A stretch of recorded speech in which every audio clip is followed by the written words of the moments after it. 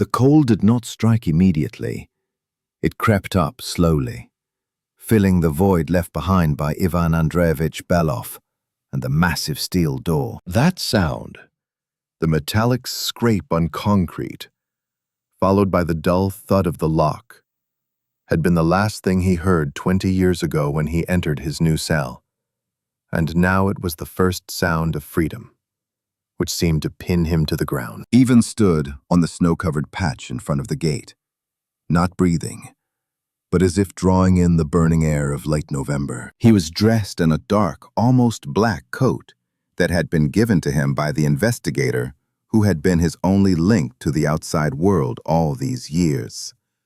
The clothes were clean and new, but they felt foreign, like skin taken from another person. The only thing that truly belonged to him was an old, time-worn hunting knife, which had been returned to him in a brown leather sheath, carefully cleaned and oiled. It felt heavy and familiar on his belt, an anchor in the whirlpool of unfamiliar, ringing silence. Ivan's gaze, that same heavy, calm, and incredibly attentive gaze, for which he was nicknamed Raven, slid along the horizon, not stopping at the squat buildings of the colony, but striving through them, further, to the forest that began a couple of leaves. Kilometers away, and stretched westward in an endless, dark wave. 20 years had not erased that gaze. On the contrary, they had sharpened it, transforming it from the gaze of a government inspector looking for poachers into the gaze of a bird of prey, studying the landscape from an unreachable height. He was 48, but the wrinkles on his face were deep, like the beds of dry rivers on a map of the Sayan Nature Reserve, where he had once been the master. His hair, cut short, was thick with gray, bleached not by the sun, but by the electric light of prison lamps. But his wiry, strong figure remained untouched. He never allowed himself to weaken, believing that the body was a tool that had to be ready for work at any moment. Next to a small, old SUV covered with a layer of frozen mud, a short, stooped man in a worn sheepskin coat was waiting. Stepan Petrovich, a former investigator for the district prosecutor's office, now retired. Stepan was the only one who never turned his back on Voron, despite all the accusations of abuse of power that had once cost Ivan his job and his good name. He was the one who sent books, who maintained formal contact, and who, in the end, sent the very news. Stepan nodded without looking up and handed Ivan a crumpled, dog-eared newspaper. "Everything is the same, Ivan Andreyevich, and everything is new," he said, in a low, hoarse voice that seemed to be drowned out by the taiga itself. There was more information and pain in this short greeting than in 24 formal letters. Ivan took the paper. His fingers, accustomed to rough work, felt the smoothness of the printing ink and the cold fragility of the old paper. He did not unfold it immediately. Inside, Ivan felt no joy at his freedom. There was only a heavy but acute sense of guilt, like an unhealed wound. He was not thinking about himself, but about the two people he had let down 20 years ago. The first was Semyon Ryabov, a gamekeeper lying in the frozen ground of the taiga, killed by a bullet from a rifle that was never found. The second was Pyotr Knyazev, a simple Siberian hunter who was convicted of the murder and unjustly served 2 decades in prison. Knyazev was convicted on the basis of circumstantial evidence and a hasty conclusion made by Ivan himself, then a senior state inspector at the height of his career as a tracking expert. He mistook the tracks left on the wet ground for those of a man running in panic, for the tracks of a poacher. Subsequently, the court, tired of pressure from influential people covering up for someone higher up, easily accepted this version, and Ivan, as a key witness, found himself on the sidelines. He remembered how something about that footprint had seemed wrong, illogical. But haste, overconfidence, and pressure from his superiors had forced him to ignore this inner signal. It was his personal, professional mistake that cost Semyon Ryabov his life and Pyotr Knyazev 20 years of his life. The newspaper he held in his hand was old, printed 6 months ago. It was saturated with the smell of the warehouse and printing dust. When Ivan finally opened it, he saw the headline: Hunter Knyazev acquitted. New DNA evidence after 20 years. The details didn't matter. The main fact that triggered Ivan was confirmed. Pyotr Knyazev, the very same poacher, had served time for someone else's crime. Consequently, the real killer had not only escaped justice, but had also been living somewhere in the taiga all these years, possibly continuing to disrupt its balance. Ivan felt this injustice, this failure of the system, not just as a legal error, but as a violation of the natural order of things. For him, the taiga was a living organism, and the murder of the gamekeeper and the subsequent miscarriage of justice were a festering wound that poisoned the entire forest. His inner, unwritten code of honor demanded that order be restored. Not retribution, but order. Stepan Petrovich, realizing that it was dangerous to speak aloud, even here in this deserted spot, coughed quietly. He took a small, heavy object wrapped in canvas out of his pocket and handed it to Ivan. He left this. He said it was yours, Ivan Andreyevich. When he was released, he came to the city, found me, and asked me to give it to you. He said it was the key to his freedom.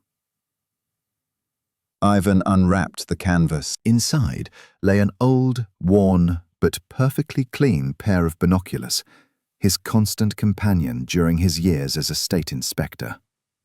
But it was not the binoculars themselves that were the key. The key was a small piece of paper glued to the binoculars, with a single phrase written in uneven, almost childish handwriting. Moss where it shouldn't be.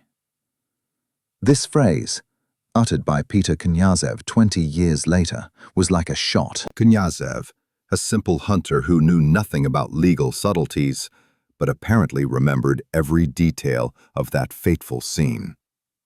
Moss where it shouldn't be. Ivan remembered the photographs. The murder scene was near an old, half-overgrown spring. There was clay, stones, and pine needles around, but no moss. Moss loved shady old areas of the forest, untouched by sun and water. This small detail, this knowledge of the case that Peter carried through prison, confirmed Ivan's terrible suspicion. The real criminal didn't just kill. He had left a clue designed for someone who could read the taiga like a living organism, and at the same time, managed to leave a perfect, illogical trail for the average person. A trail that said the killer knew the taiga better than he himself had 20 years ago. Ivan nodded slowly, without looking at Stepan. He was not going to go to the police. 20 years ago, he had made a mistake by trusting the system in his own arrogance. Now he had to correct that mistake according to his own code, the code of the forest. He looked again at the dark wall of the taiga, which awaited him like an old, strict mother, seeking not revenge, but balance. "Is the hut intact?" he asked hoarsely, and it was his first question about anything personal. "It's intact, Ivan Andreyevich, and Tenyok is waiting. He's been waiting all these years," replied Stepan, looking up at Voron for the first time in their long conversation. Tenyok. A Laika, a faithful West Siberian Laika, who was his shadow and his only friend. If Tenyok was waiting, then all was not lost. His place in the world was not yet taken, and order, though disrupted, could be restored. Ivan got into the car, placing his old binoculars on his lap and the newspaper with the screaming headline about Knyazev under the seat. He felt the tension that had bound him for 20 years recede, giving way to a cold, purposeful calm. He was returning not as a prisoner, but as a raven, returning to claim what was his. The car started moving, and the thick, wet earth that Stepan had sprinkled on the slippery road rustled under the wheels. They were driving deep into the country, to the place where 20 years ago the raven had ceased to be an inspector and had become a mistake. Now he was returning to become a correction. Half an hour later, they turned off the asphalt onto an old, overgrown track that led into the thickest part of the Sayan taiga. The road got worse and worse. The landscape got gloomier and gloomier. And Ivan finally felt the unfamiliar new clothes on him come to terms with the harsh reality. He did not know what awaited him in the taiga, but he knew that it was there, among the centuries-old trees and impassable swamps, that he would find the one who had violated its order. And when he found him, he would act according to laws older than any human code. The track that Stepan turned onto led not just into the forest, it led to another time, another dimension. The dense, almost black spruce forest closed over his head, cutting off the light of the gloomy November sky. As soon as the old SUV, snorting and swaying on the frozen, deep ruts, was swallowed by the darkness, the last, barely audible sounds of civilization disappeared. All that remained was the roar of the engine, which in this silence seemed like an inappropriate, vulgar cry. Ivan sat motionless, his heavy gaze fixed through the windshield, where a primitive twilight gloom already reigned. He wasn't looking. He was absorbing this world. Like a sponge, dried out by time, absorbs water. For 20 years his body had been locked in a square of concrete walls, his ears accustomed to the clanking of locks and hundreds of identical voices, his nose to the smell of chlorine, damp metal, and tobacco smoke. Now, as if awakening from a long hibernation, his senses were assaulted by clear, sharp signals. The smell of pine needles, frozen earth, the subtle, transparent aroma of the first ice. It was the smell of order, the very balance that he felt it was his duty to restore. The contrast was physically painful, as if after a long period of blindness, his sight had suddenly been restored. The colors were too bright, the shadows too deep, the silence too loud. Stepan Petrovich, gripping the steering wheel tightly, glanced at Ivan from time to time with quick, anxious looks. He knew that he was not just taking a man back to the taiga, but something forged from deprivation and obsession. During the long hours of the journey, Ivan uttered only 3 words.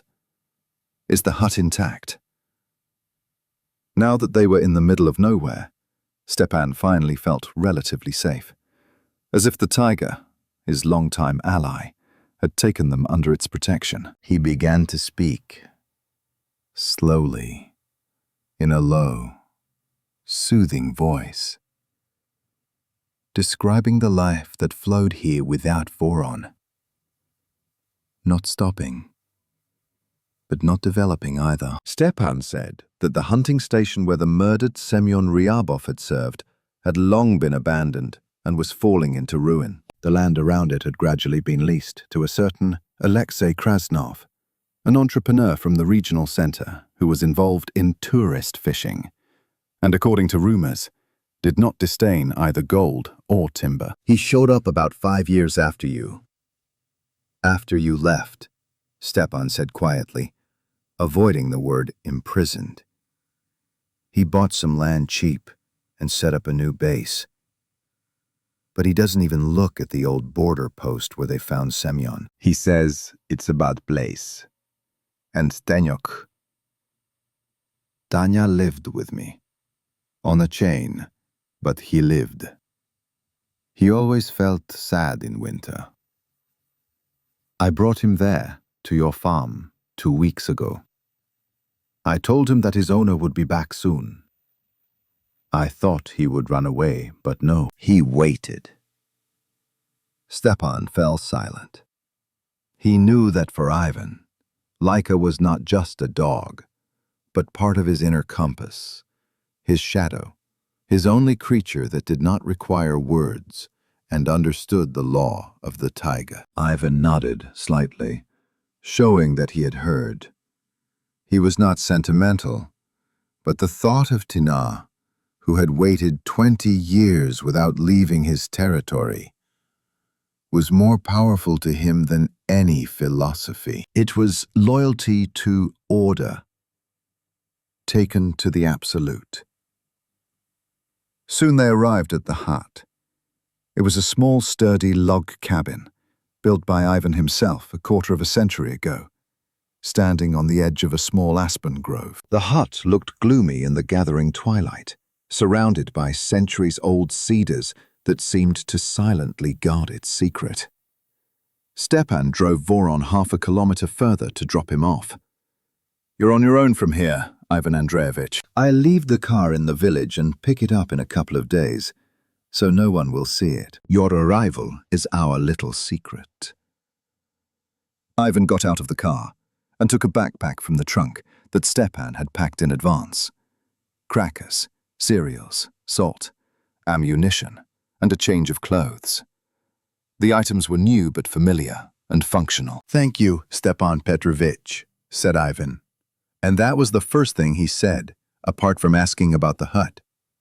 His words were hoarse but sincere. Stepan, realizing that his mission was accomplished, hurriedly turned around and drove away, leaving Ivan alone with the taiga. When the sound of the engine finally faded away, there was such an all-encompassing, dense silence that he could hear his own heart beating. Ivan stood with his back against the rough trunk of a cedar tree and breathed in. He did not go to the hut right away. First, he scanned the area with his eyes and ears. He was looking for signs of someone else's presence, of disturbance. In prison, he had learned to sense the slightest change in the rhythm of life.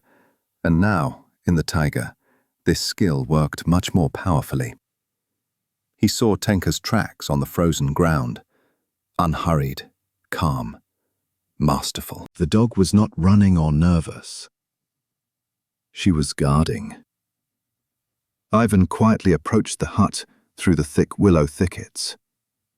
Tenya sat by the porch, tied to a long, sturdy leash. The dog was old but still strong, with thick, grayish fur and intelligent yellow eyes. She sensed him before she saw him. First, there was a barely noticeable movement of her ear, then an instant tension in her whole body. And when she finally recognized the smell, there was no loud, joyful bark, but a low, trembling growl that turned into an almost human moan. It was not just the reaction of a dog, but of an old friend who thought he had lost his leader forever. Even knelt down right in the snow. Shadow broke the chain with an incredible leap.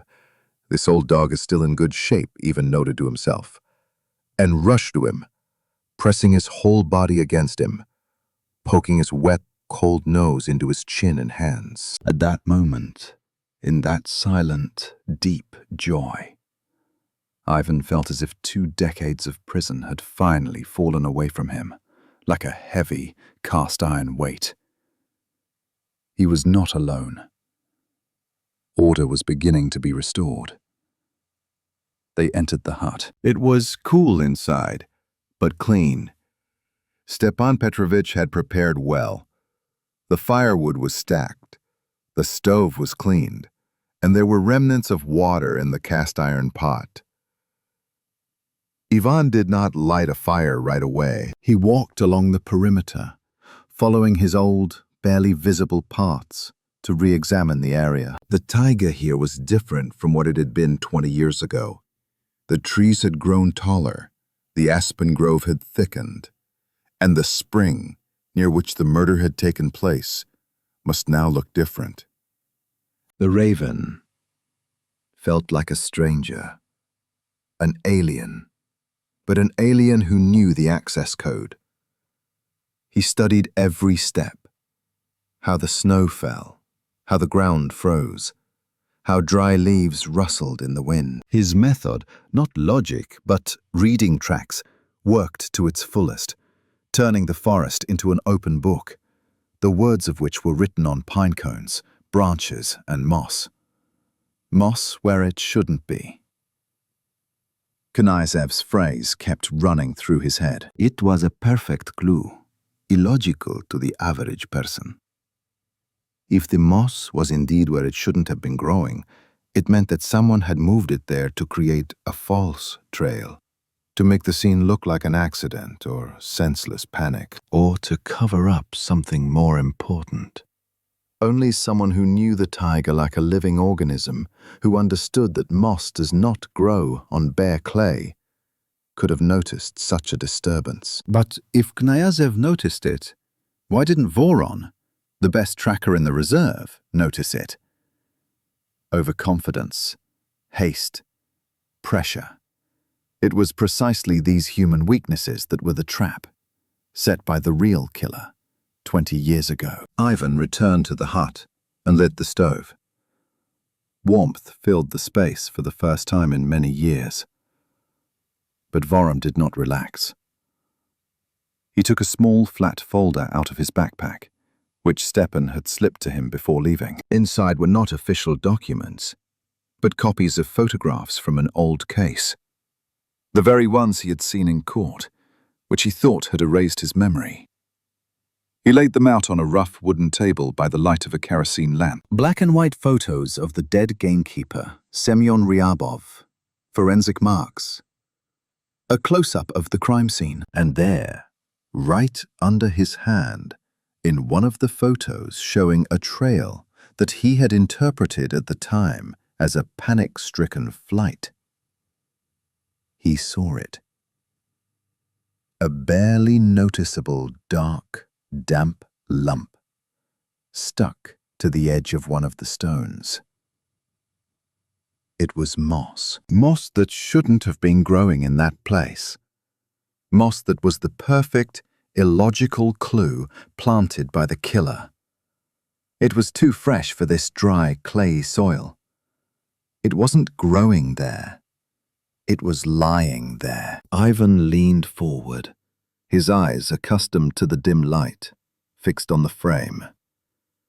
20 years ago, he had been looking for footprints, shell casings, fibers. He had been looking for a person.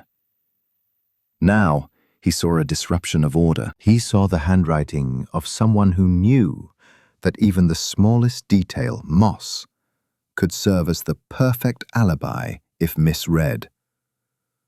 The killer wasn't just acting. He was playing with him, with Voron.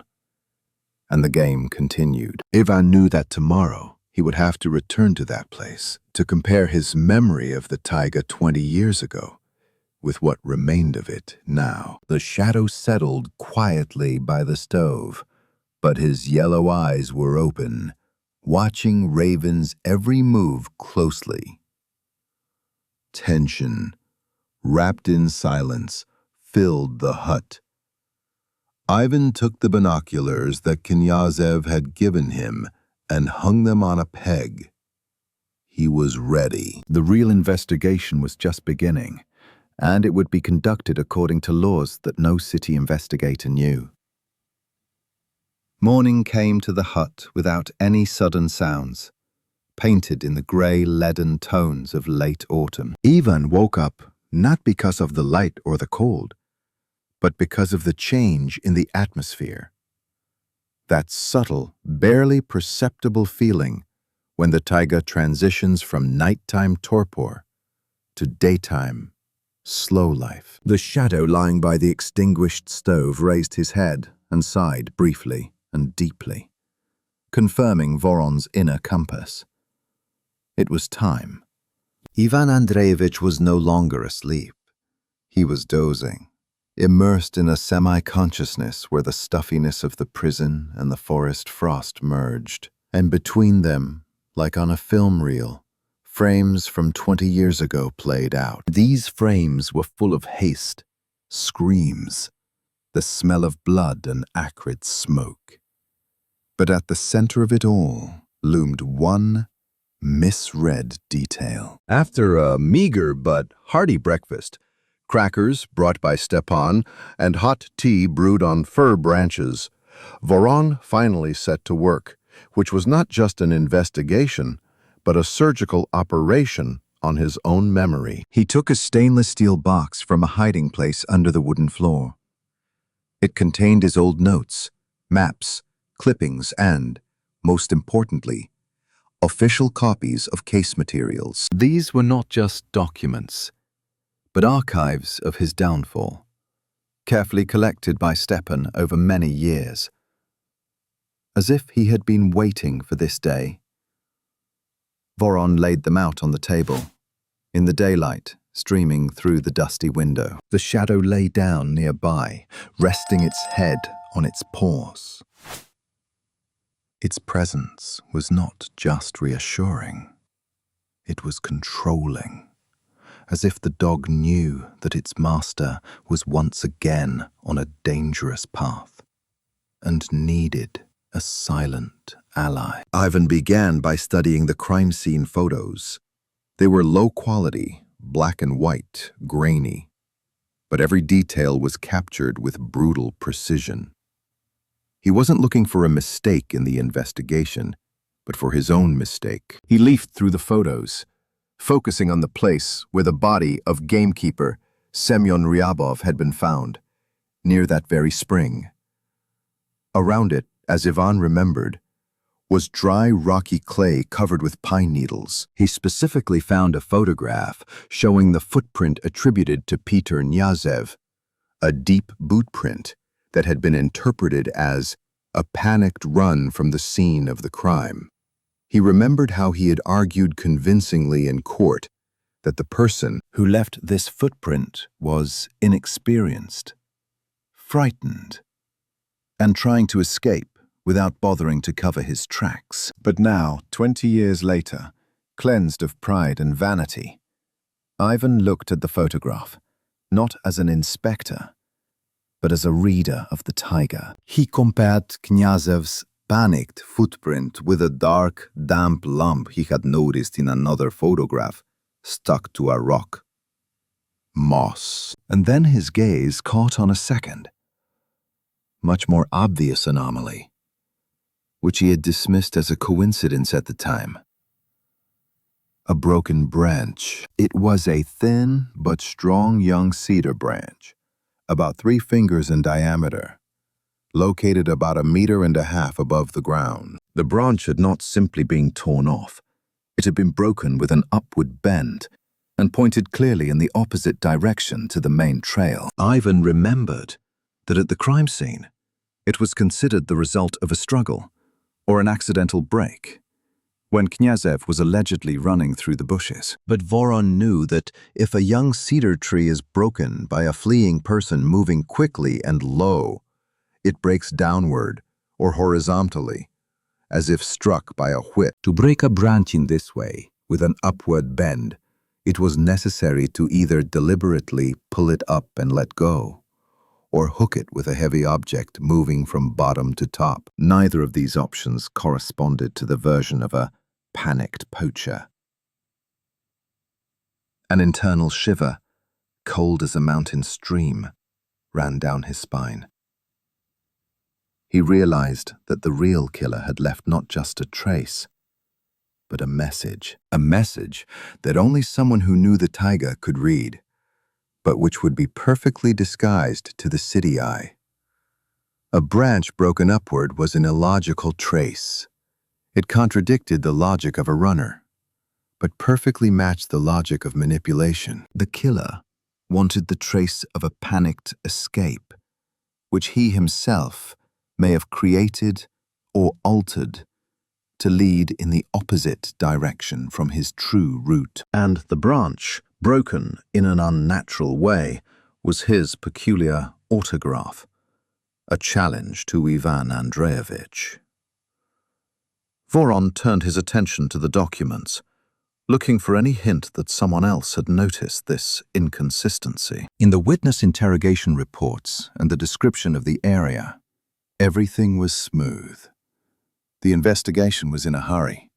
They needed results. And only in one, the shortest and most vague report by a young intern who had barely completed a course in criminology, did he find 2 lines. A small area of compacted moss was found on a rock, 2 meters from the body. Possibly a natural process. It was the very same moss where it shouldn't be. The student, inexperienced in the taiga, mistook it for compaction and attributed it to nature. And Ivan, 20 years ago, blinded by his main clue, Knyazev's panic run, did not even pay attention to the intern's report, considering it insignificant. Now, putting 2 details together, the broken branch and the displaced moss, Voron saw the picture. The killer, who acted calmly, methodically, and with great knowledge of the matter, was not afraid. He did not run away. He left, carefully covering his tracks. Moreover, he created clues to lead the investigation down the wrong path, knowing full well that under time pressure and stress, the investigation would follow the most obvious and glaring trail, the trail of a panicked escape. And that broken branch was not just a mistake. It was the mark of a master who felt so confident that he allowed himself to leave a subtle, almost invisible, but completely illogical beacon. He knew that only he, Ivan Belov, the Raven, would be able to read this beacon. And he was wrong. He lost. The realization of this came as a real shock to Ivan. He was not excused by the fact that he was under pressure from above, nor by the fact that he was younger. His fault was that he did not respect the taiga enough. He allowed human logic, the logic of fear and haste, to replace the logic of nature, the logic of traces.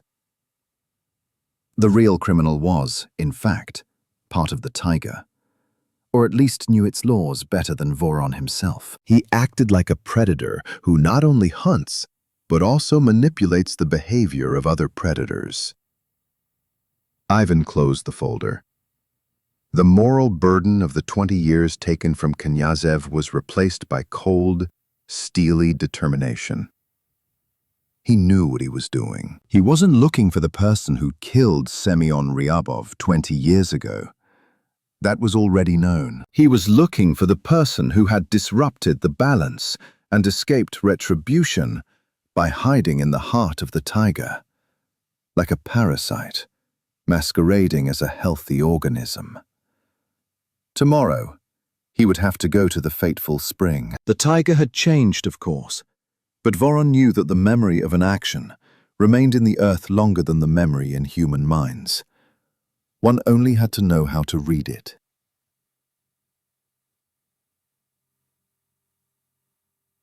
He stood up, picked up his hunting knife, checked the sharpness of the blade as usual, and went to the window. Outside the window, there was already an impenetrable, enveloping darkness. He could feel that far away, beyond the border of his light, the one he was looking for was moving. And now that he had found his perfect, illogical trail, the game was becoming personal. It was becoming Raven's hunt. The morning that found Ivan Andreyevich on the trail was foggy and damp. The shadow moved ahead, not walking, but rather flowing through the forest, its movements almost silent. For Raven, this walk was not a hike or an escape.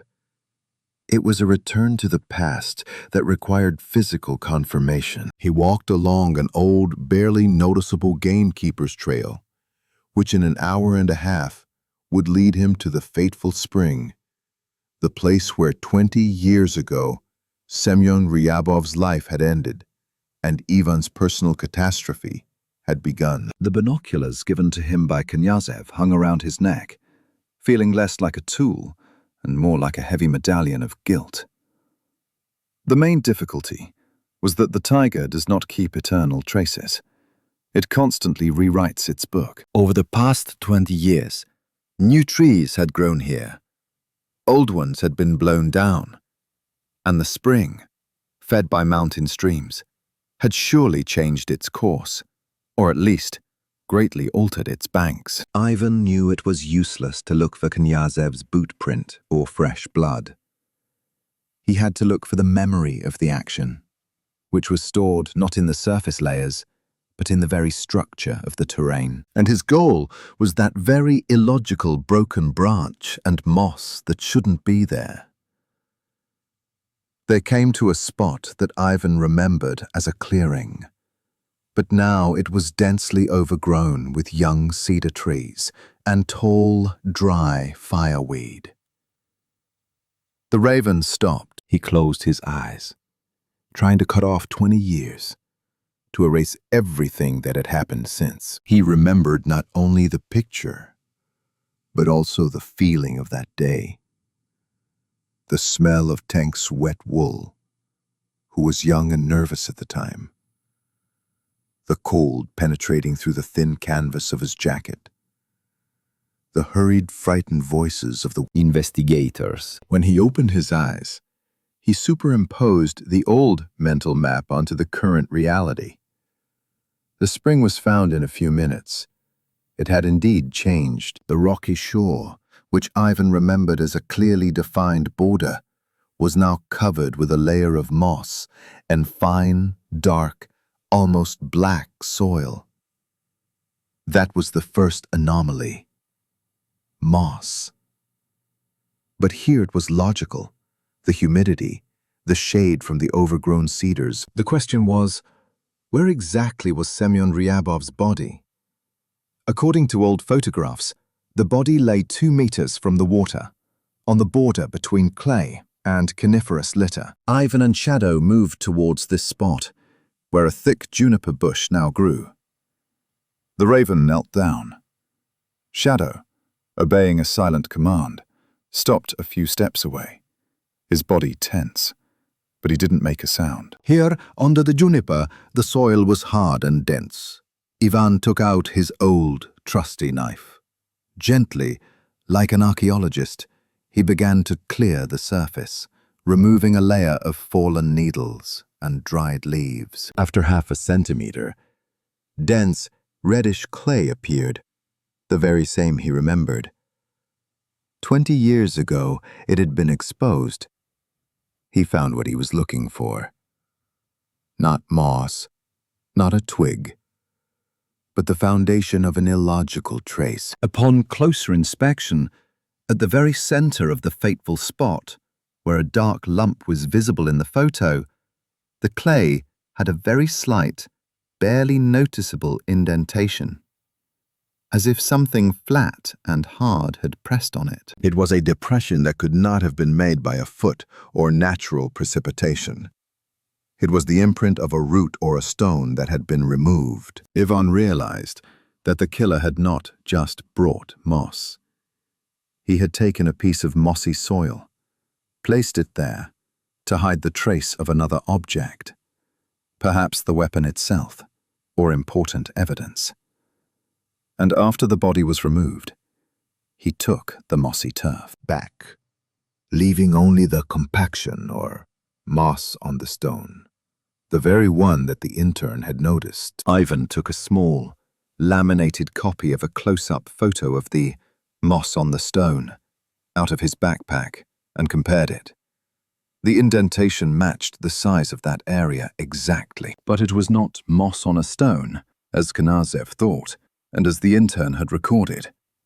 It was a trace of turf that had been laid to hide the trace of the removed object. It was filigree work, accessible only to someone who knows how forensics works and how quickly nature will begin to mask a trace.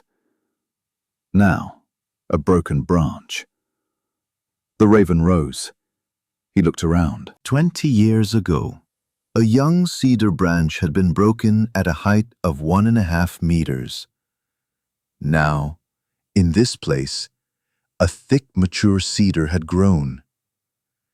Ivan squinted, searching for old scars, and he found them. On the trunk of the mature tree, at a height of about 2 meters, there was an old, overgrown but clear scar that ran diagonally upward.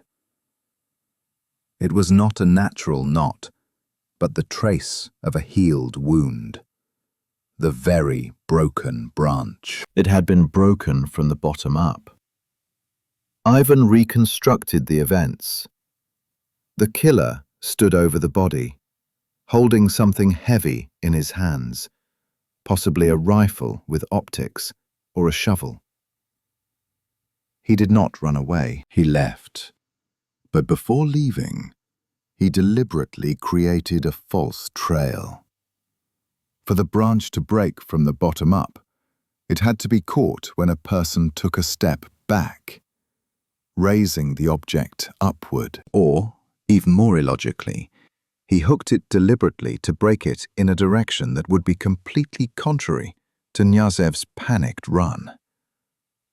This trail was a kind of mockery. The killer wasn't just hiding, he was saying, "I know what you're looking for, and I know you'll make a mistake." Ivan closed his eyes, and the whole picture appeared in his mind. Knyazev, a simple hunter, most likely arrived later, saw the body, got scared, and really ran away, leaving his panicked trail. And the real killer, a master of the forest, had already calmly left, leaving behind a perfect, illogical trail at the crime scene that screamed manipulation, but was ignored. The moss hid the fact that evidence had been removed, and the broken branch misled investigators about the direction of movement. "Imbalance," Ivan whispered, his voice hoarse as a dry wind. He turned to Tenyok. "We need another trail, old man. The trail of someone who doesn't panic. A trail of someone who knows." He took out his old binoculars, and for the first time that day, raised them. He didn't look at the ground. He looked at the space. If the killer didn't go in the direction of Knязev's trail, then he went in the opposite direction, but along a route that was inaccessible to an ordinary person. He began to read the taiga again, using his binoculars, not on the surface, but in the air, at a height. He was looking for signs of a different route, flattened branches on trees, tracks at a height that could only have been left by someone, making their way through the impenetrable thicket, not on the ground, but on the tops of fallen trees, or along the bed of a stream. And 10 minutes later, at the edge of a cedar grove, where a gentle slope down to the river began, he saw it. High up, on a large lower branch of a cedar tree, hung a thin, yellowed strip of fabric, a piece of synthetic rope, or perhaps a backpack strap. It hung about 2.5 meters high, too high to be an accidental snag, and too far from Knязev's trail. Ivan understood. The killer had used the route of a predator who knew every cliff and every gully. He didn't walk on the ground, he jumped or climbed over. And that scrap of fabric caught on a branch was a real clue, pointing north to the untouched mountain passes where 20 years ago there were no roads or settlements. It was the path of someone who knew no one would follow. Raven smiled a cold, almost inhuman smile. The killer had left a perfect, illogical trail to confuse people. But he did not take into account that 20 years later, someone who remembered his mockery would return, and now be ready to read his true route. He turned to Tenyok and nodded. "It's time, old man." North. The thin, yellowed strip of synthetic fabric that Ivan Andreyevich had removed from a cedar branch 2.5 meters above the ground was the main piece of evidence unrelated to the Knyazev case. It was neither wet nor dirty, only slightly faded, which spoke to its durability and the time it had spent outdoors. The raven brought it to the farmstead and studied it by the light of a kerosene lamp with the same meticulousness with which he had once read the tracks of a lynx in wet sand. It was a piece of strong imported rope, not the kind used by local hunters, but part of expensive tourist equipment, or, more likely, a backpack for long expeditions. Its height and location confirmed his theory. The person who had left the spring had not run on the ground. He was climbing over obstacles, possibly using fallen trees to avoid leaving marks on the ground, and in doing so, he caught on a dry branch. An ordinary, frightened poacher like Knyazev would not have done this. He would have pushed through the bushes, breaking them low to the ground. Voron laid out 2 conditional profiles on the table. The first was the trail of the victim, mistakenly taken for the criminal, Pyotr Knyazev. It was a panicked, chaotic, illogical trail. Knyazev, according to all accounts, was not a skilled hunter. His goal was illegal, quick hunting, and he did not know this part of the reserve well. His trail 20 years ago was full of mistakes.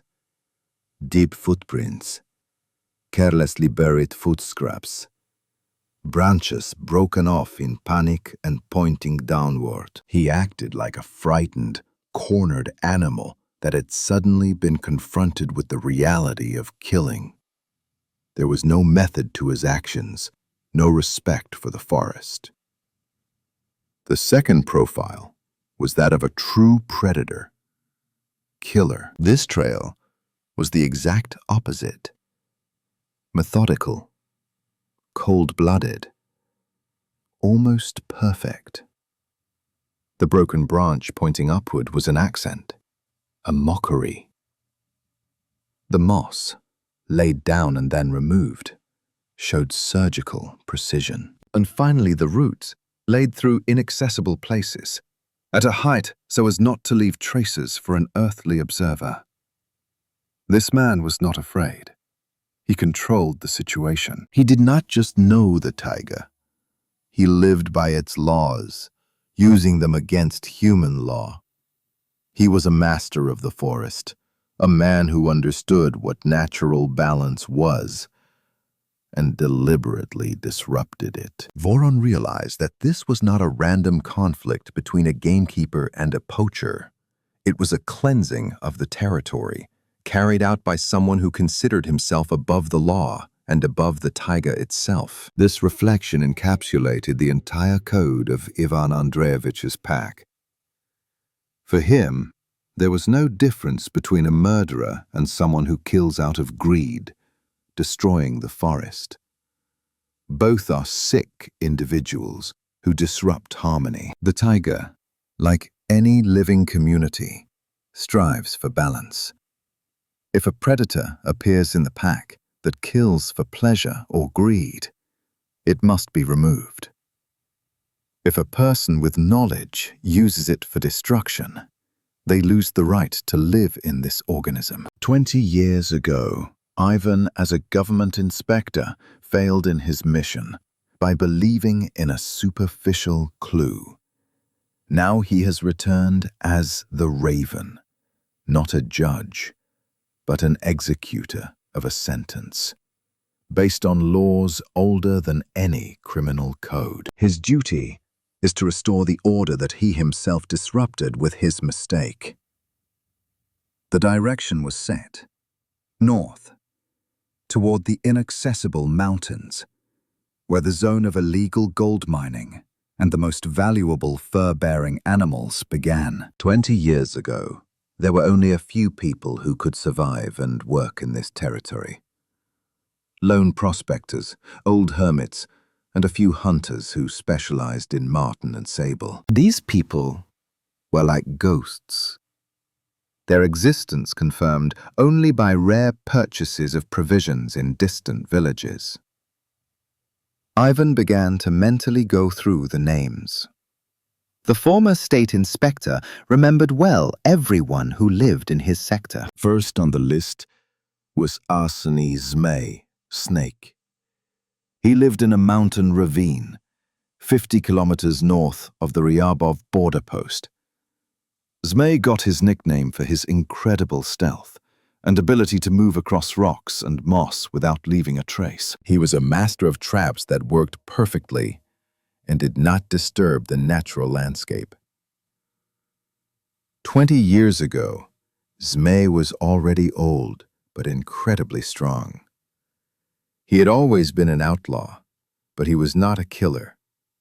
He hunted for survival, not for profit. The question was, could age change his code?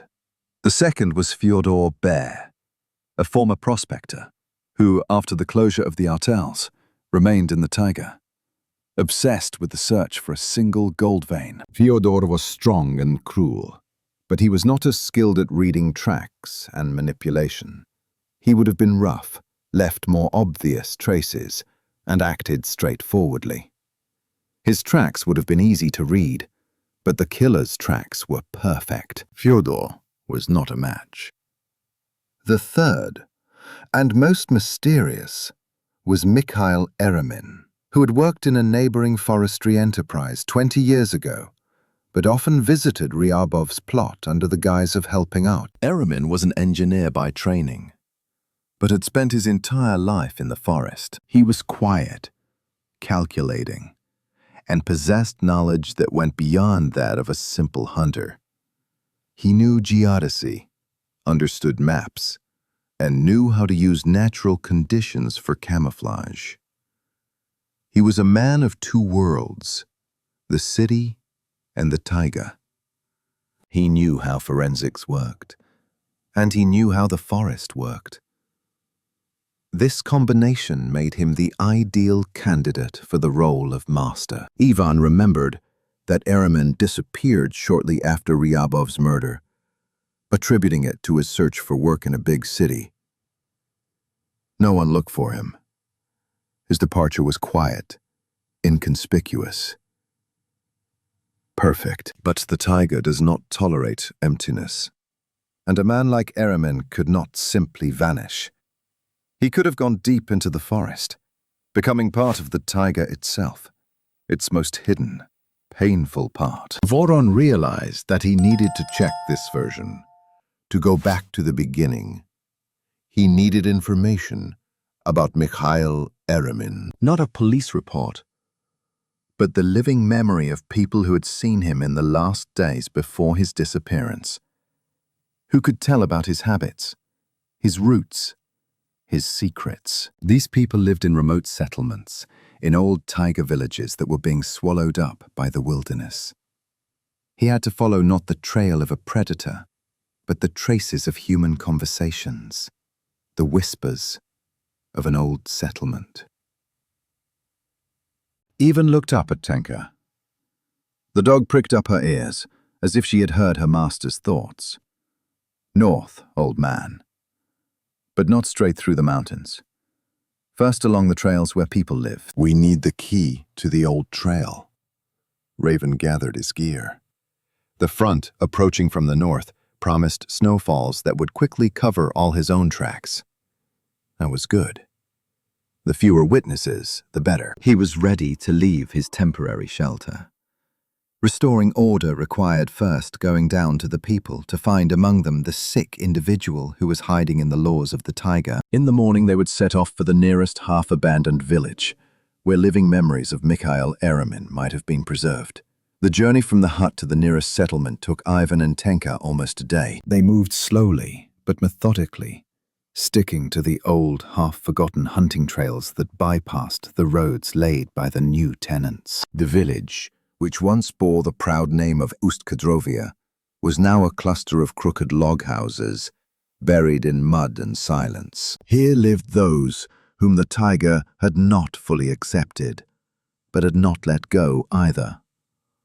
Old people, former prospectors, families clinging to the right to call this wilderness their home. It was among these people that Ivan hoped to find living memories of Mikhail Eremin. Ivan immediately headed for the house of old Peter Zakharich. Zakharich was the only person in the area who had seen and remembered more than he spoke. In his day, he had been the best guide in these parts. But now, at 80 years old, he was almost blind and never left the house, becoming a kind of taiga oracle, deaf, but hearing. The shadow, receiving a silent order, lay down by the porch, becoming a silent but formidable guard. Inside it smelled of old pine needles, medicinal herbs, and musty smoke. Zakharich sat by the Russian stove, his face wrinkled like dried fruit, turned toward the flames. He was not surprised by Ivan's arrival. He had been waiting for him. "The raven has returned," the old man croaked without turning around. The taiga whispered, "You shouldn't have stayed there so long. The order has been broken." Ivan sat down silently on the bench and waited. He knew that one couldn't rush Zakharich. Words had to mature and come out on their own. "It has been disrupted, Zakharich," Ivan finally said, his low voice like stone scraping against stone. 20 years ago. I'm looking for Eremin, Mikhail. You remember him?" The old man paused, stirring the coals with an iron rod for a long time. "Misha, the engineer. I remember him. He was too clean for our filth, and too smart for his job. He worked in the forestry, but all the time he was drawing maps and measuring streams. Ryabov didn't like him. Semyon was as straight as a pine tree, and Mishka was like a creeping vine, wrapping himself around everything around him. Ivan realized that these were no longer just rumors, but the assessment of one predator by another. Zakharich saw something alien in Eremin, something that did not fit into the code of the pack. He left soon after Semyon's murder. They say he went to the city. Do you believe it? Ivan asked. Zakharich grunted, and the sound was drier than any sand. He could have gone to the city, but he couldn't disappear from the taiga. The difference, Raven, is huge. The city is bustle. It multiplies traces. But the taiga hides traces, if you want it to. Here in the north, Mishka had one dream. Gold. Not like Fyodor the bear, who searched with a sledgehammer. Eremin searched scientifically. He knew that all his work at the forestry was a cover. He marked anomalies on his maps. Not anomalies in streams or soil, but anomalies in behavior. He read about how animals and people react to deposits. He knew where a bear would not go, and where a fox would constantly circle. Zakharich's words fit perfectly with the profile of the master of the forest that Ivan had drawn up in his mind.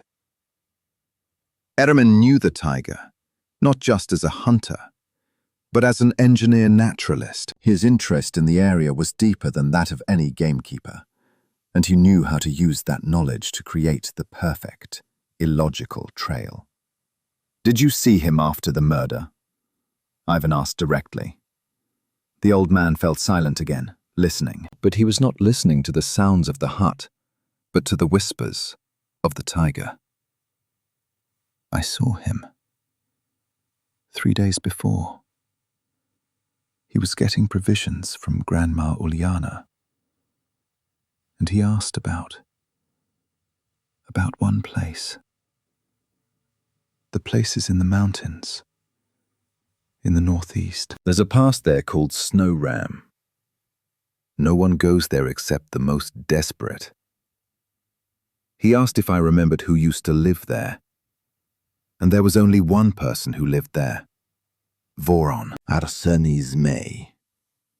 This was the first real turning point in the investigation. Eremin, clever and secretive, was looking for information about the most secretive hermit. Why? To get rid of a competitor? Or to learn his method? Ivan took the strip of synthetic rope out of his pocket, but didn't show it to Zakharich, just held it in his hand. What did he say about Zmei? He said that Zmei was the last one who knew how not to break the rules. And Mishka himself. He broke all the rules. He chopped down trees not according to plan, blew things up where he wasn't supposed to. He was a violator of balance, Voron. He wanted to gain Zmei's knowledge so he could use it for his own greed. And Semyon Ryabov, he caught him bribing, breaking the rules. Semyon wouldn't let him get there, to the mountains. He wouldn't let him violate the reserve. Semyon was too straightforward to understand Mishka's cunning.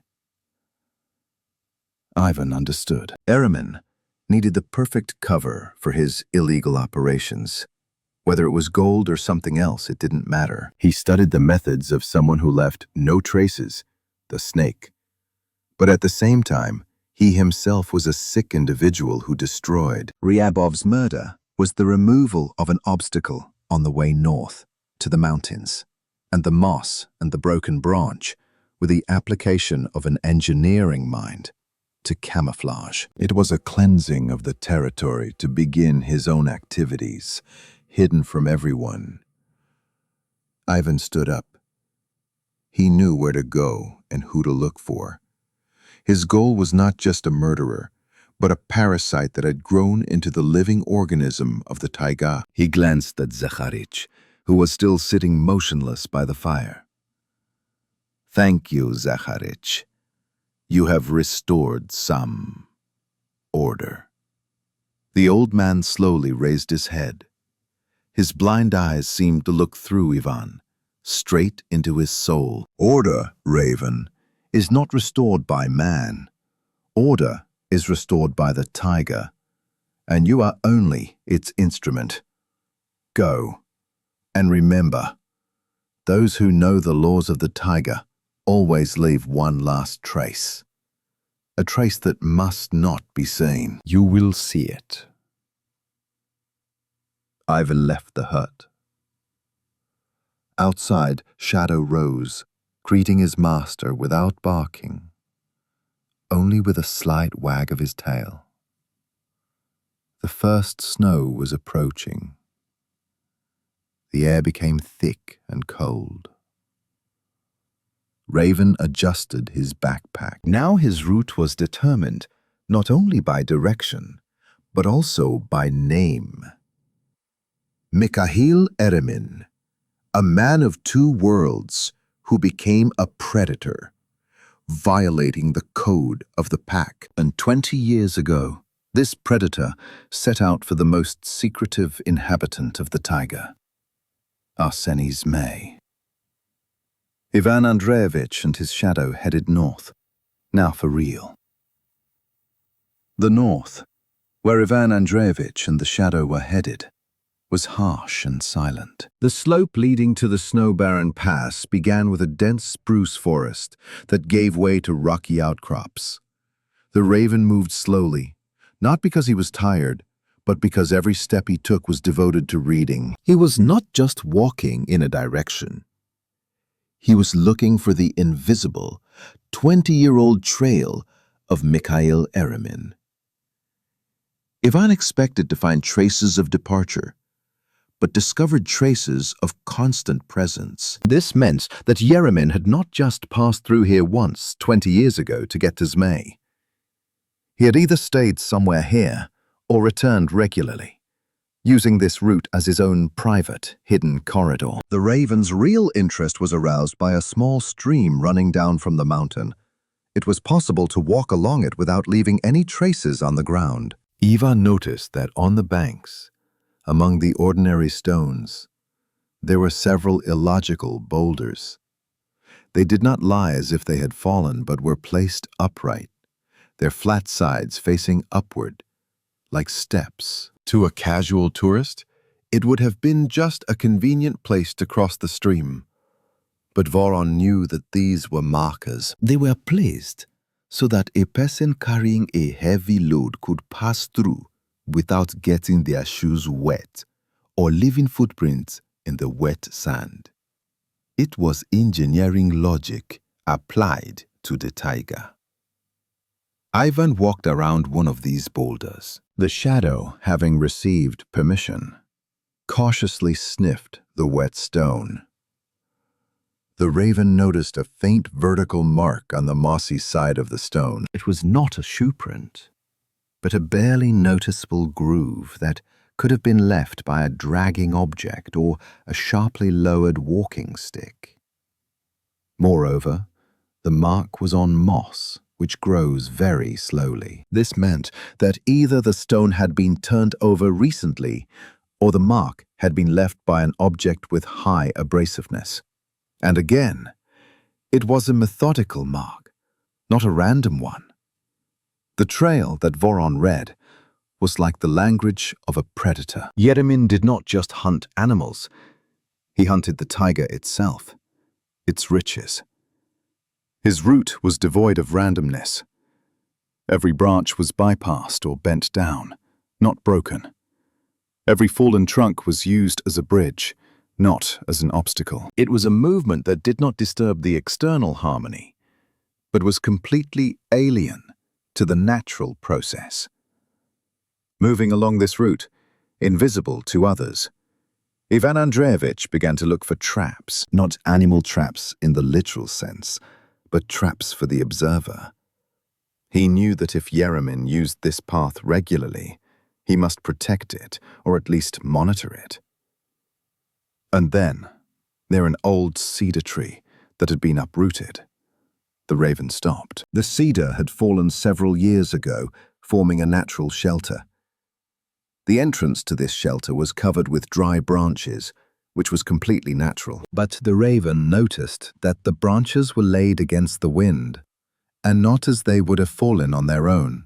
He carefully lifted one of the branches with just his fingertips. Underneath it was a very thin, barely noticeable cord stretched at ankle level. It was not made of synthetic material, but of tendon, tanned so thinly that it was almost invisible against the ground. It was not a trap capable of causing harm. It was a signal thread.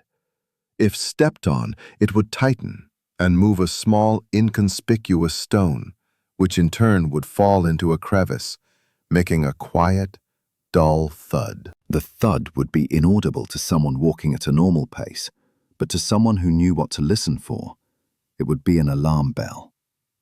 Ivan froze, his breathing becoming steady and almost inaudible. He could feel the shadow standing next to him tense up. Raven realized that this was not just the trail of a predator, but the signature of the snake, Arseny. Only an old hermit living in the mountains, who trusted no one and used minimal resources, could create such a primitive and effective alarm system. So Zakarich's version was correct.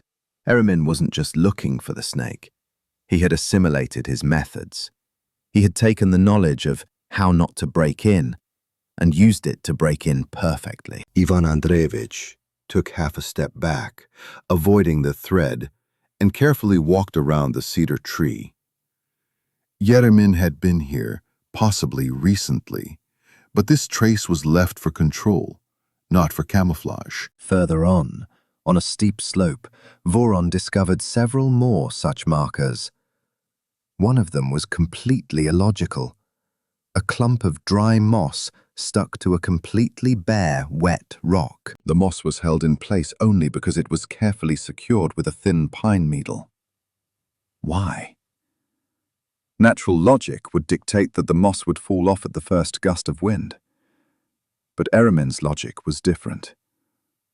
This moss was a turning point marker. It did not indicate the path, but a detour from the path. For someone who knew that moss should not be there, it was a sign, I should go there.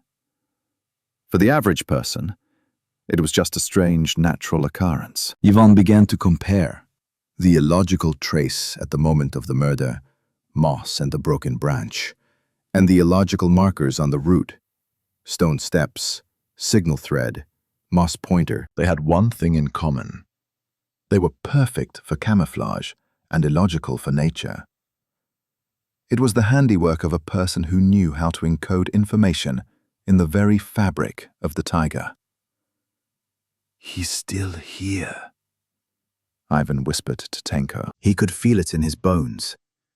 A person who monitors his path so carefully lives nearby, and his imbalance continues. Night was falling. Raven found a small stone niche sheltered from the wind and prepared to rest. He did not light a fire. He was too close to his goal. Now the hunt was entering a phase of patience and observation. He knew that Eremin was somewhere here. All that remained was to understand how he hunted and what exactly he was disturbing in this wilderness. The taiga seemed to hold its breath, waiting to see which of the two masters, Raven or engineer predator, would make the first mistake. Ivan Andreyevich sat in a stone niche, leaning his back against the cold granite. The night in the mountains was black and piercing. The shadow, curled up in a tight ball, slept, his breathing steady and soothing. Raven did not sleep. He stared into the void, but saw not darkness, but a trace that had haunted him for 20 years. Now, when he was so close to the truth, when he had read the predator's handwriting in Eremin's illogical markers, it became clear to him that one element was missing for complete understanding: the law of the snow ram. This law was an unwritten rule known to everyone who lived in the mountains. Snow sheep, inhabiting the most inaccessible rocks, always follow the same narrow, carefully calculated route.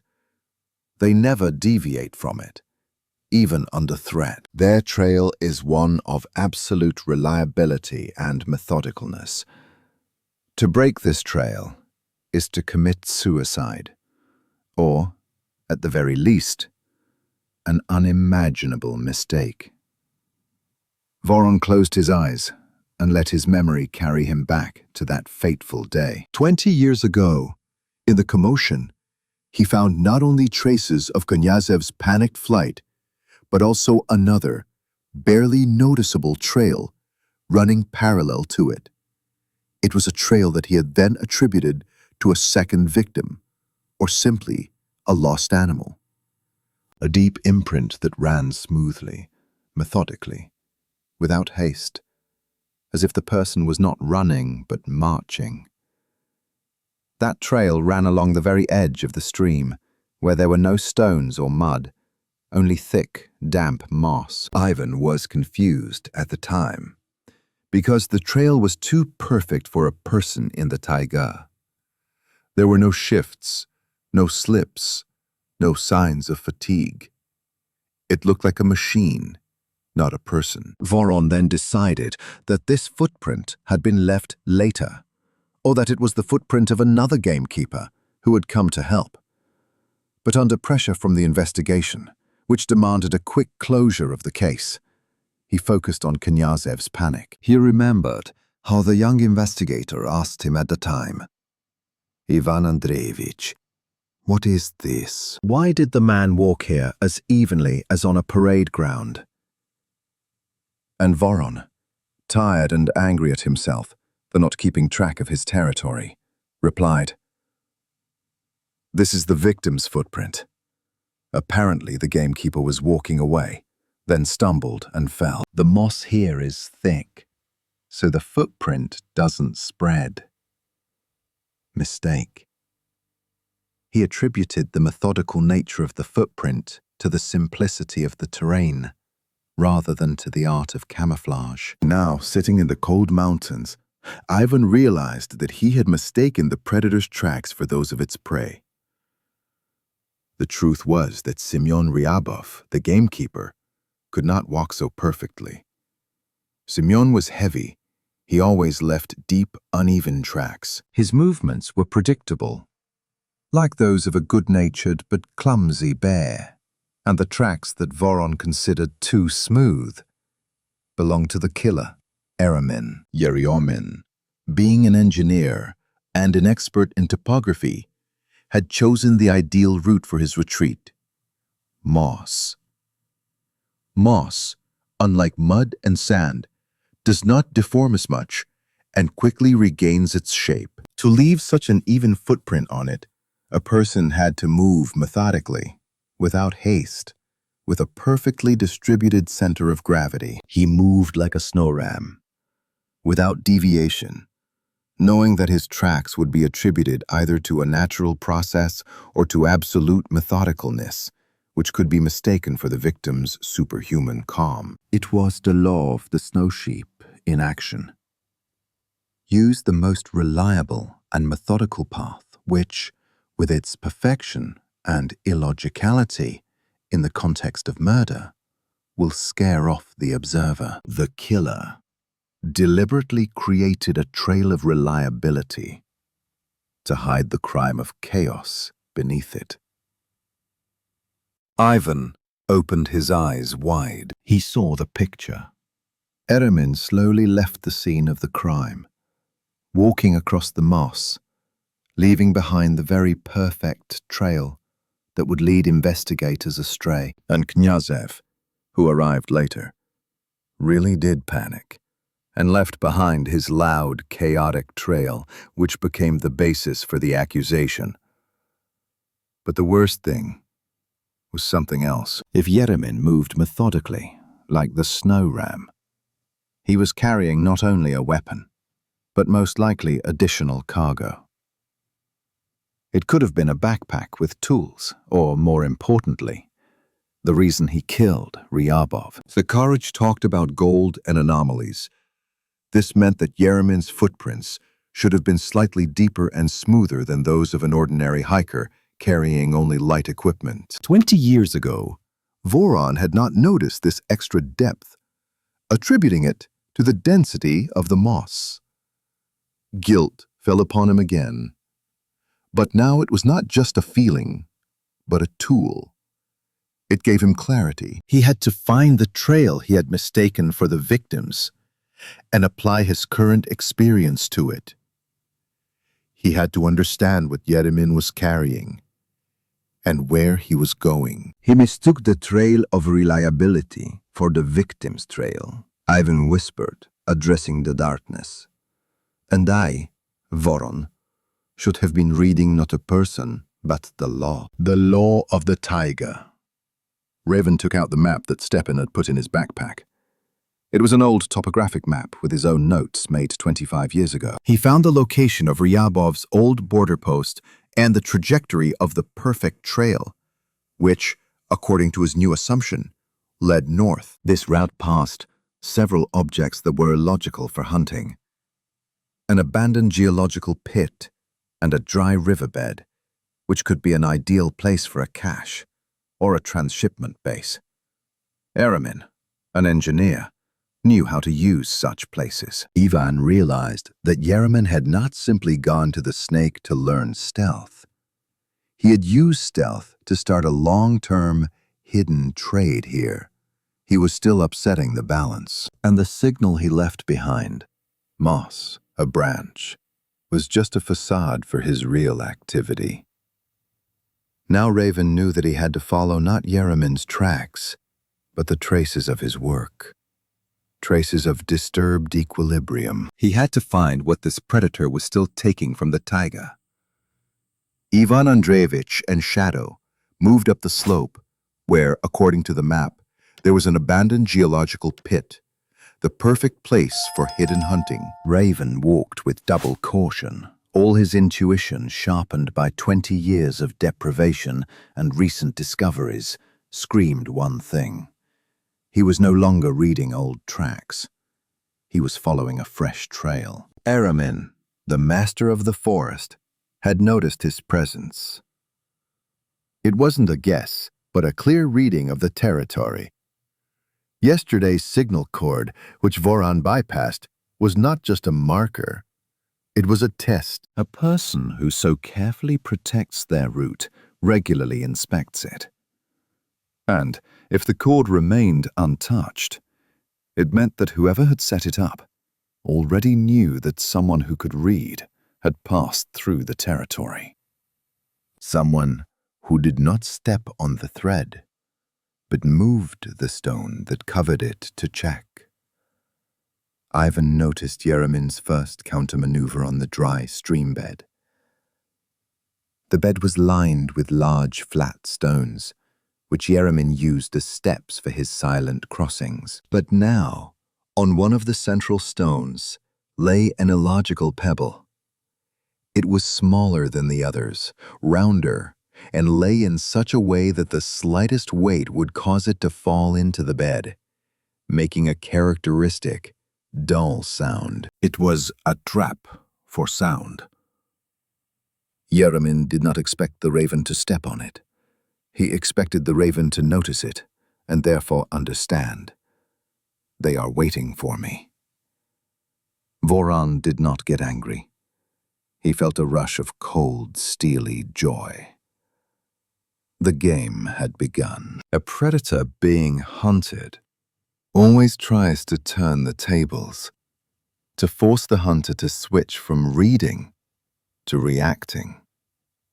They went around the riverbed, climbing higher into an area of large spruce trees. Here, Eremin used more advanced tactics. Ivan suddenly stopped Tenka with a silent command. Ahead, on the ground, fresh, deep prints were visible. They were bear tracks. A large, confident beast that had passed through here not long ago. Any ordinary hunter who noticed fresh bear tracks in such a wilderness would retreat, or, at least, slow down considerably. But Ivan noticed something false. He got down on his knees.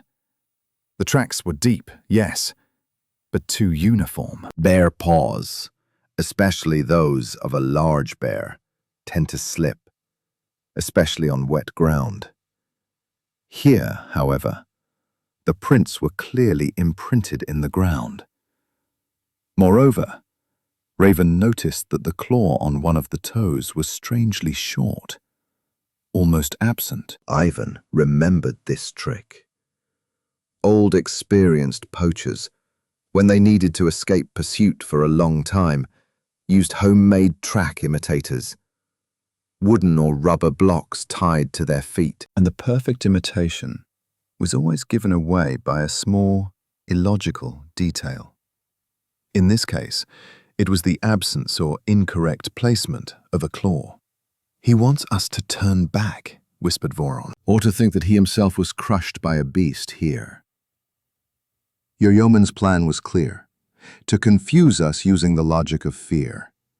No one would continue searching if they thought they had stumbled upon the territory of a large, aggressive predator. It was a psychological trap.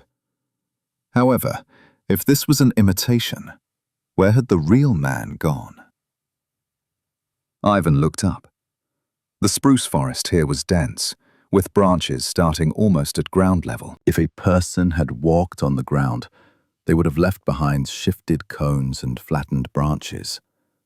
But Eremin was the master of the forest. Voron raised his binoculars and began scanning the branches above his head, looking for the slightest concession.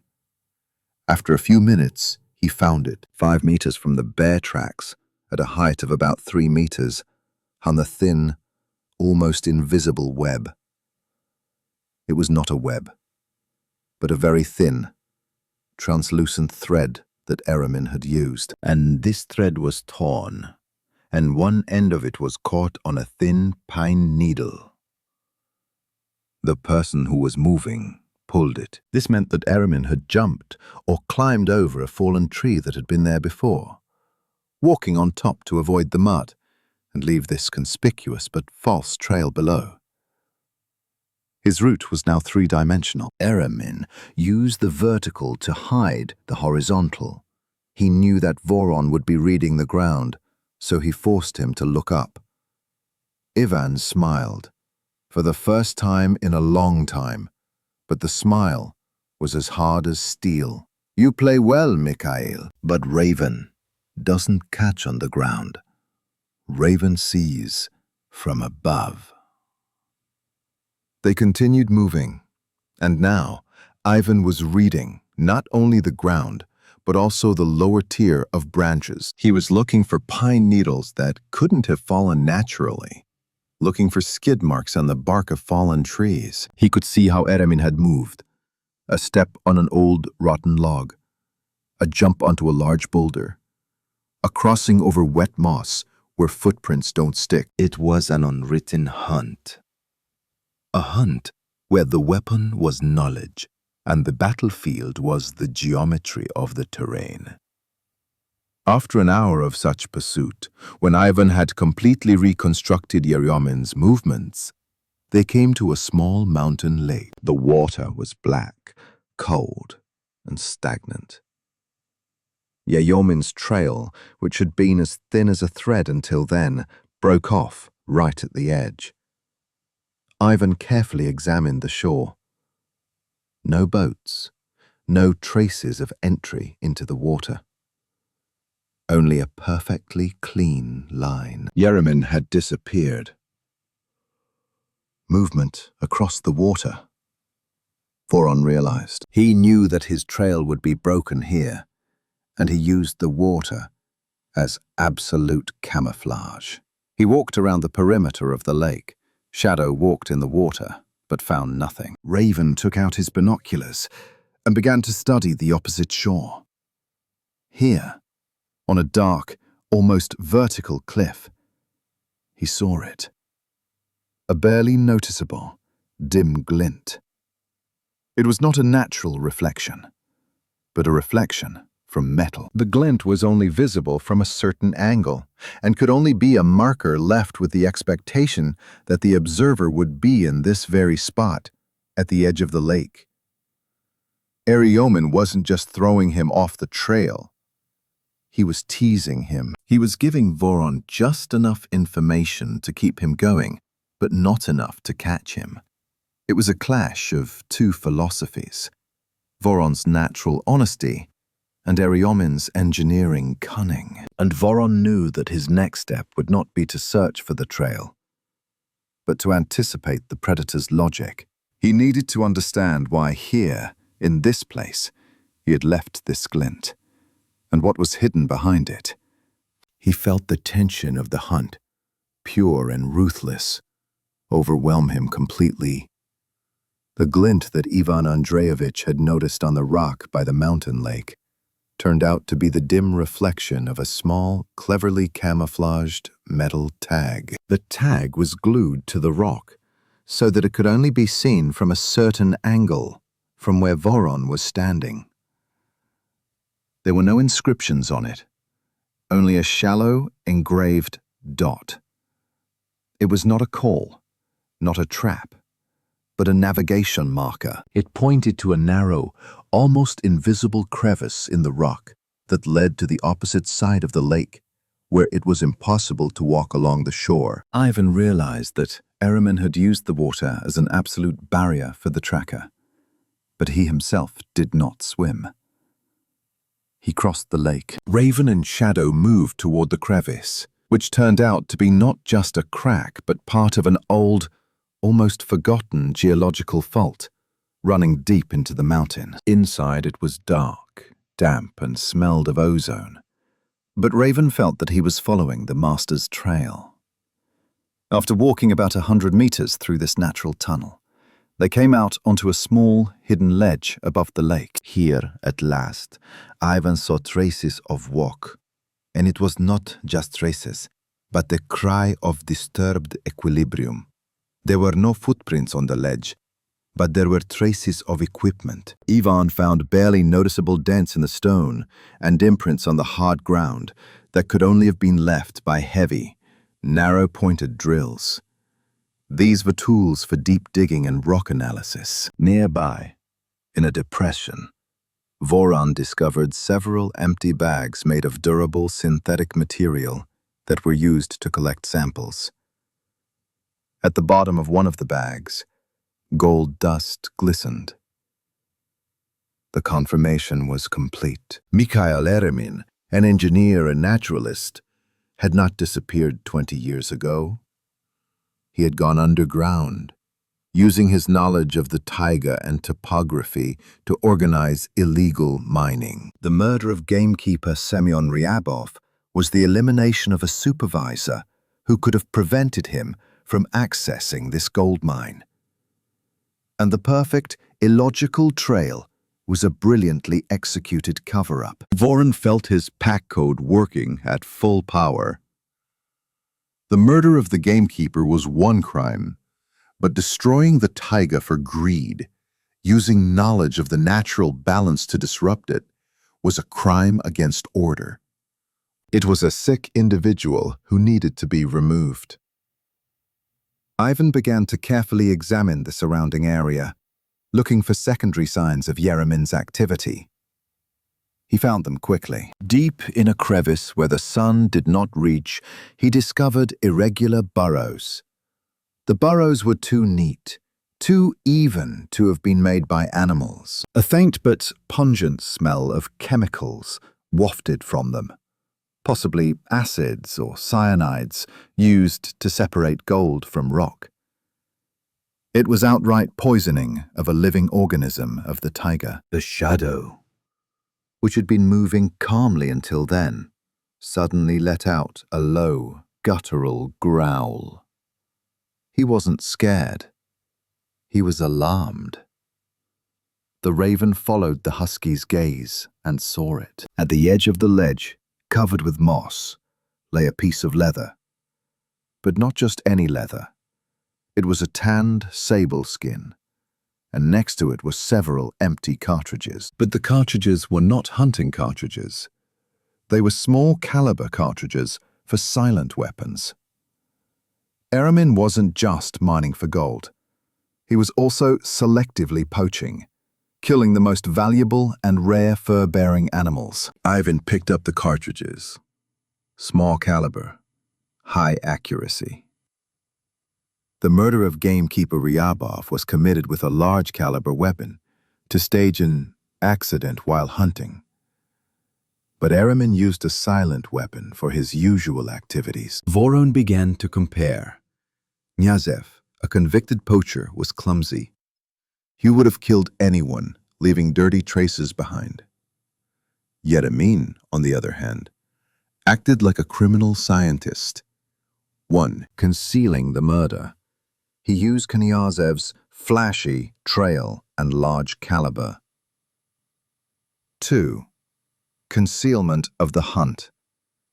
He used Arseny Zmay's knowledge to create an invisible route and navigation markers.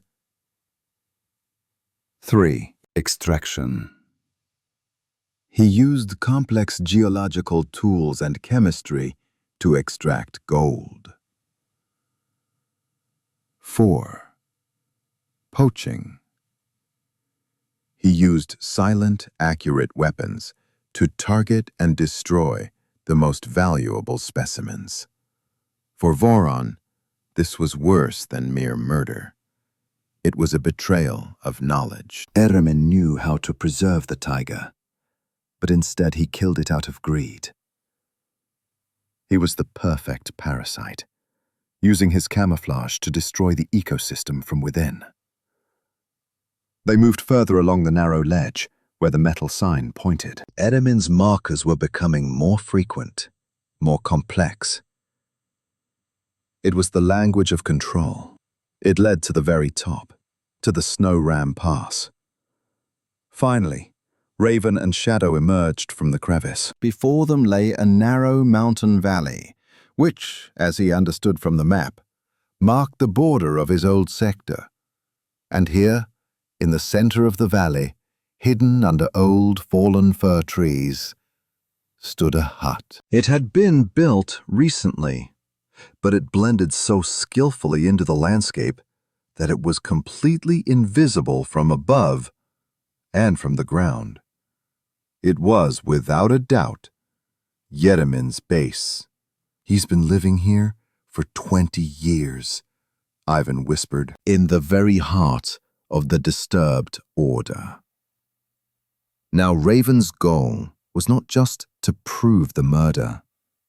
The goal was to find evidence that would link the past, Ryabov's murder, and the present, illegal fishing. He needed to find what Eremin had been unable to take with him 20 years ago, what he had hidden on this, his territory. And Voron knew that this item was most likely not in the hut itself, but in a key, illogical place, where a fearful person would not go, but where a taiga expert would feel safe. Ivan Andreyevich and Shadow, standing on a ledge above the mountain valley where Eremin's base was located, understood that they were one step away from their goal. Now that the motives, methods, and current criminal activity had been uncovered, all that remained was to find physical evidence from the past that would link the murder of gamekeeper Semyon Ryabov 20 years ago to the current balance breaker. Ivan knew that an ordinary criminal, even the most calculating one,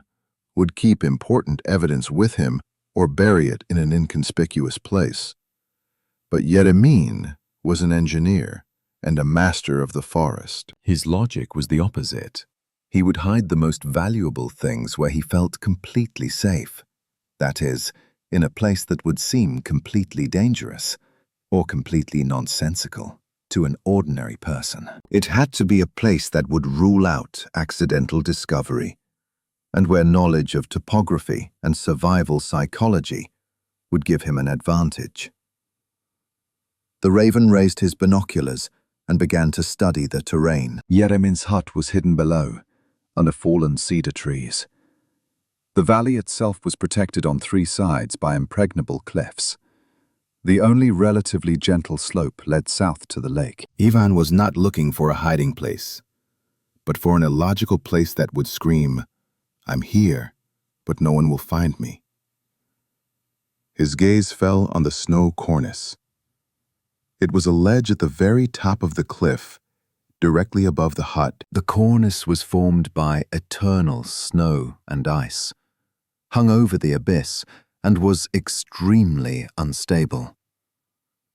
No sane person, especially one carrying a heavy load, would go there. Raven knew that this cornice was a trap of nature, where an avalanche or ice collapse could occur at any moment. But it was here, at the most dangerous and inaccessible point, that Ivan sensed the presence of Eremin's logic. A key. A logical place, old man, Voron said quietly, and Shadow, understanding his master's intonation, tensed. They began their ascent up a narrow rocky couloir, bypassing the hut in a wide arc to remain unnoticed. The climb was difficult and slow. Ivan Andreyevich used all his rock climbing skills, perfected in his youth. He moved not along the trail, but along cracks and ledges that only he and Shadow knew about. 2 hours later, they found themselves on a mountain plateau above the cornice. An icy silence reigned here. Raven crawled to the edge and carefully, centimeter by centimeter, examined the cornice hanging over the valley. It was no more than 2 meters wide. The wind and glacier constantly changed its shape. Raven used binoculars to look for tracks, and he found them. Not in the snow, but on the rock that showed through the ice. They were thin, barely visible scratches that ran not along, But across the cornice, the scratches were left by something heavy and hard that had been dragged across the surface, and they led to the very edge of the cliff. He wasn't afraid, Ivan whispered, amazed at Eremin's composure. He knew that no one would climb to their death. The raven and the shadow cautiously crawled onto the ledge. Each step was a test. He didn't press down. He listened to the ice and stone beneath his boots. The tension was physically palpable. This was not just the earth. It was the boundary between life and death. They reached the point where the scratches converged. Here Eremin must have stood 20 years ago, throwing something into the abyss. But the master of the forest couldn't just throw it away. He had to hide it. Ivan dropped to his knees. He didn't look down. It was deadly dangerous. Instead, he began to examine a boulder that was frozen into the ice at the very edge of the ledge. The boulder was large, its weight guaranteeing its immobility, and Raven noticed an illogical detail on its surface.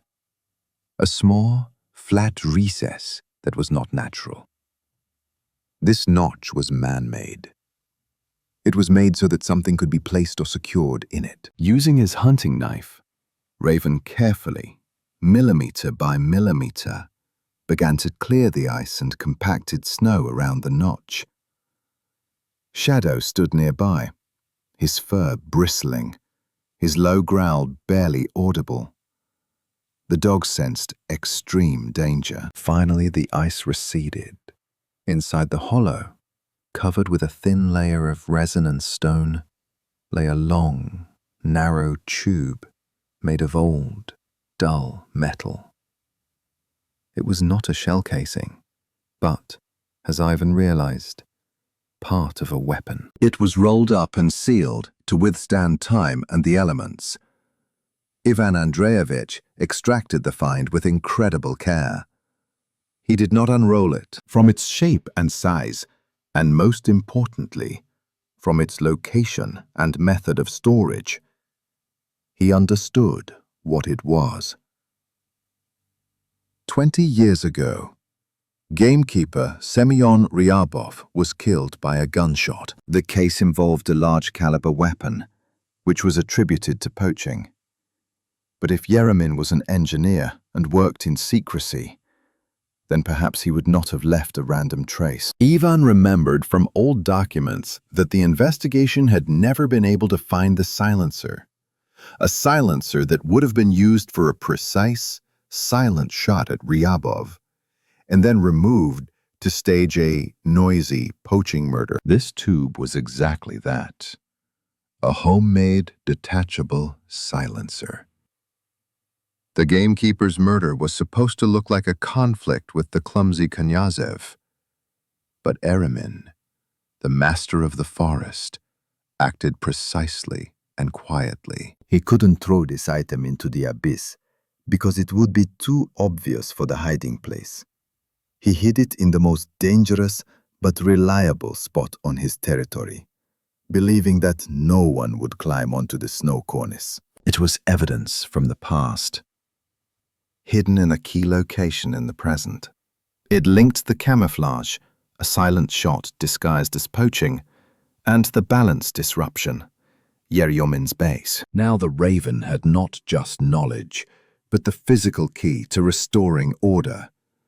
He carefully tucked the tube into his bosom. Leaving the cornice was even more dangerous than coming. He glanced at Tenyok, who looked at him with silent devotion. Found it, old man. Time to go after him. They began their descent. Ahead of them lay not just a battle, but a duel on the trail with someone who considered himself above the laws of nature and man. Raven knew that his next step would be to lure Eremin out of his hideout, using his own logic against him. But the main thing had been done. He had corrected his mistake of 20 years ago. The descent from the snow cornice was painful and took twice as long as the ascent. Ivan Andreyevich moved with a composure that the key gave him, a long, narrow metal tube, securely hidden under his jacket. He kept it not as evidence, but as a corrected mistake, as part of his internal code of honor, which now took physical form. Having reached a relatively safe area, Voron and Shadow stopped in a thick spruce forest. Ivan unpacked his backpack, covering it with branches, and finally took out his find. In the light of the flashlight, which gave off a dim but sufficient glow, the tube turned out to be a rolled-up sheet of thin but durable steel, covered with a layer of resin and paraffin. It was a homemade collapsible silencer designed for a large-caliber rifle. Voron carefully unfolded the sheet, his sharp eyes reading not metal but handwriting. The tube had complex internal partitions and was designed to minimize the sound of the shot while allowing for quick assembly and disassembly. On the inner, almost invisible coil, Ivan discovered microscopic traces of corrosion and tiny specks, remnants of gunpowder and melted metal, unique to a specific type of ammunition. Ivan remembered, 20 years ago, at the Knyazev trial, ballistic experts claimed that the shot that killed the gamekeeper Ryabov was fired from a large-caliber hunting rifle, and the nature of the wound indicated that it was fired from close range. But the examination did not find the shell casing, nor could it explain the unusual shape of the entry wound in Ryabov's body. All this was attributed to the peculiarities of ricochet. Now Ivan understood what the problem was. Eremin, the engineer, had used this homemade silencer. He didn't want the shot to be loud, but he wanted it to look stupid. Chronology of the murder, reconstructed by Voron. 1. Silent shot. Eremin, disguised in the taiga, used a rifle with this silencer to kill Ryabov accurately and silently, most likely from a long distance. This explained why there was no noise that could have attracted attention. 2. Dismantling and concealment. Immediately after the shot, Eremin detached the silencer and hid it on the snowy cornice, the most reliable place, in his opinion. 3. False trail. Leaving the weapon in place, he created a trail of panic, imitating Knyazev, and threw moss to hide the removal of the shell casing or other object, then calmly left along his ideal route. 4. Scenario. When the body was found, the absence of the silencer and the specific nature of the wound, which was actually caused by the bullet passing through the silencer in an unusual way, led investigators to conclude that it was a poaching accident.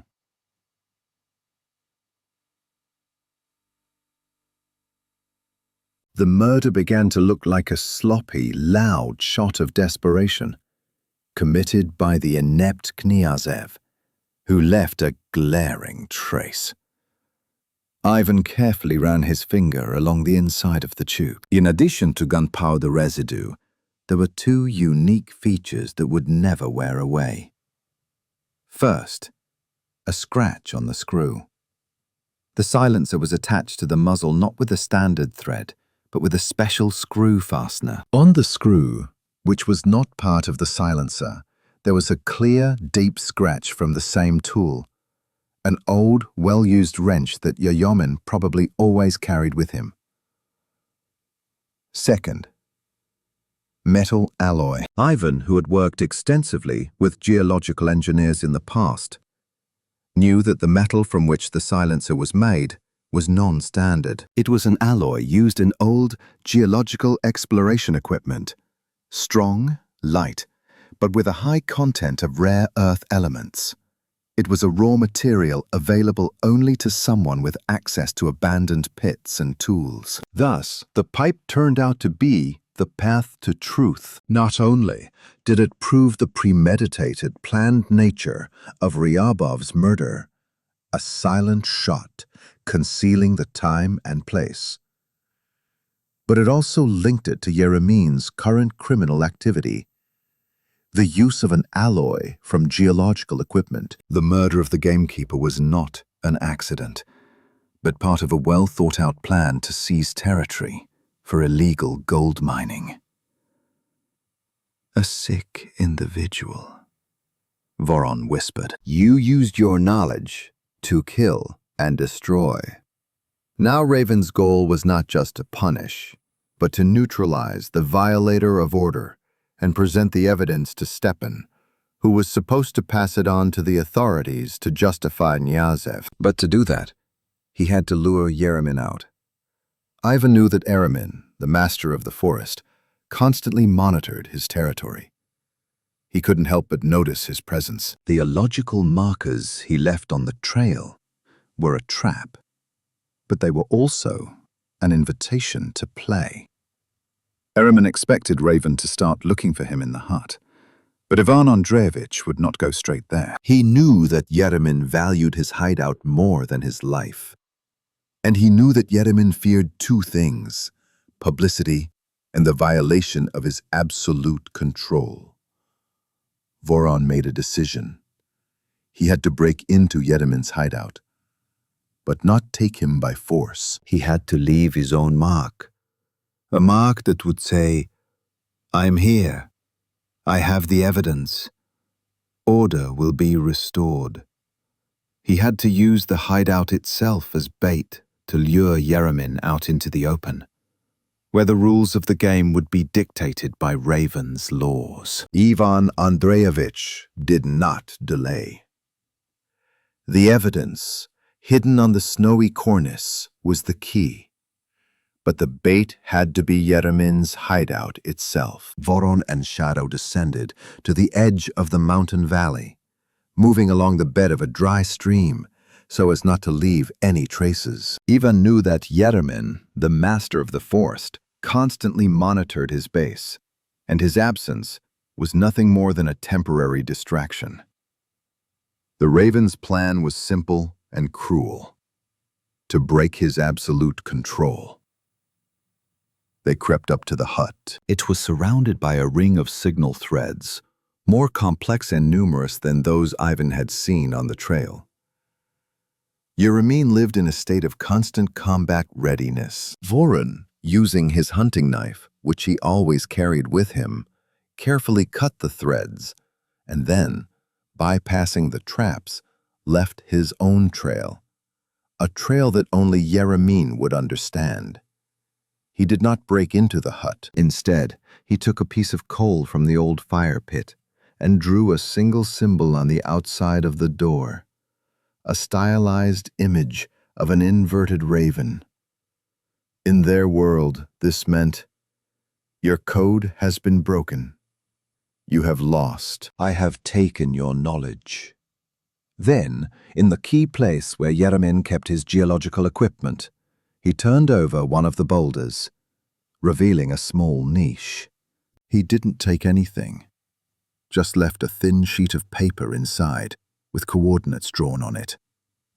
The coordinates of that very broken branch and moss at the old hunting lodge, where the murder had been committed 20 years ago.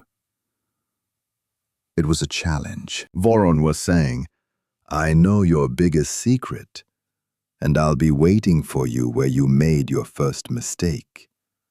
The game is over.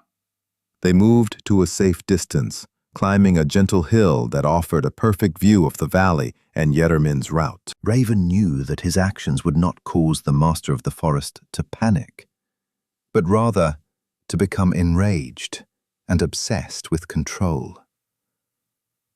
Eremin could not allow his absolute territory to be desecrated and his perfect crime to be exposed. He would rush back to check what exactly had been taken and what had been violated. The wait lasted only half an hour. Suddenly, Mikhail Eremin appeared from behind the rocks. He moved quickly but without haste, his steps long and confident. In his hands he held a rifle, the very one for which the silencer found by Raven was intended. Noticing Raven lying upside down on the door of his hut, he froze instantly. Eremin's reaction was exactly as Ivan had predicted. He did not examine the perimeter.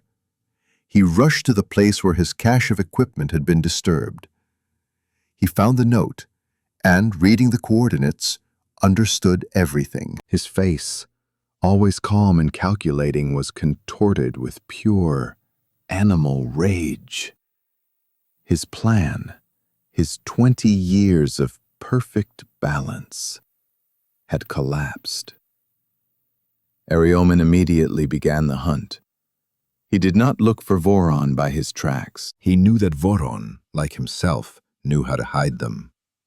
Instead, Eremin, using his knowledge of the area, began to move toward the ledge where the most effective sniper position was located. He wanted to take Voron out quickly and quietly, before he could pass on any evidence.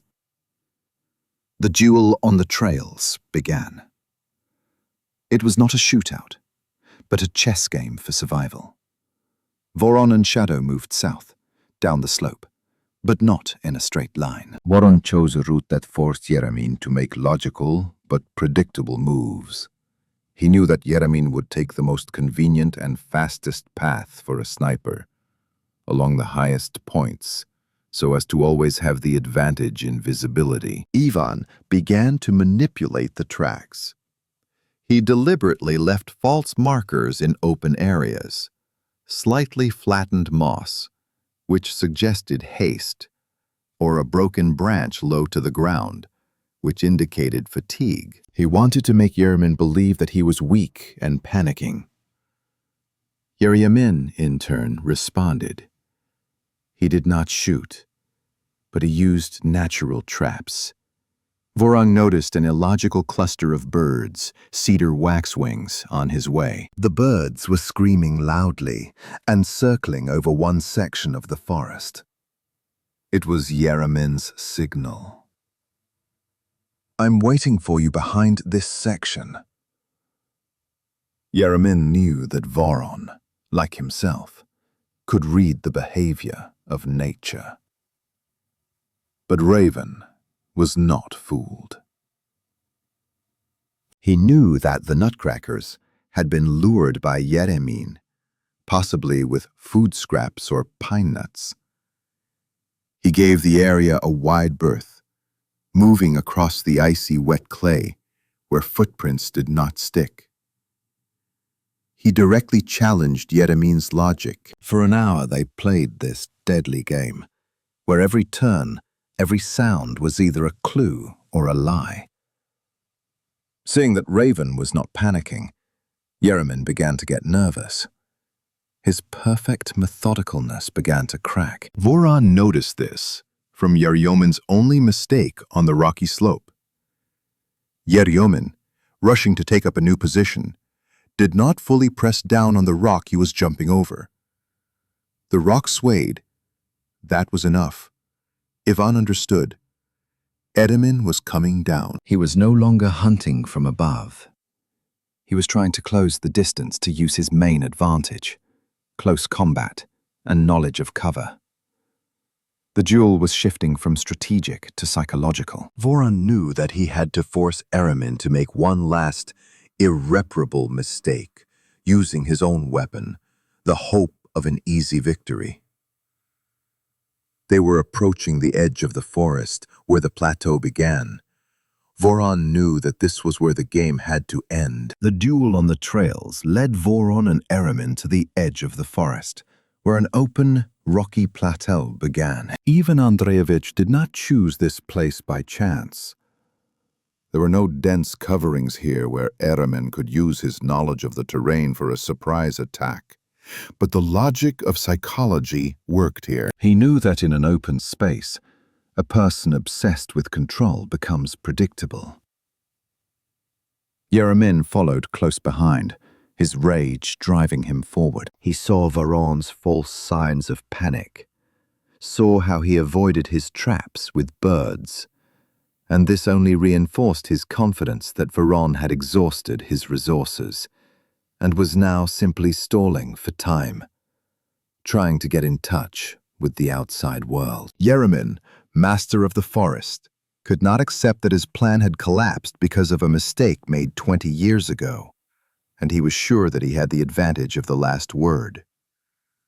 Raven took up position behind a large broken boulder. Shadow, having received his orders, lay down behind him, becoming not just a defender, but a living indicator of Eremin's movements.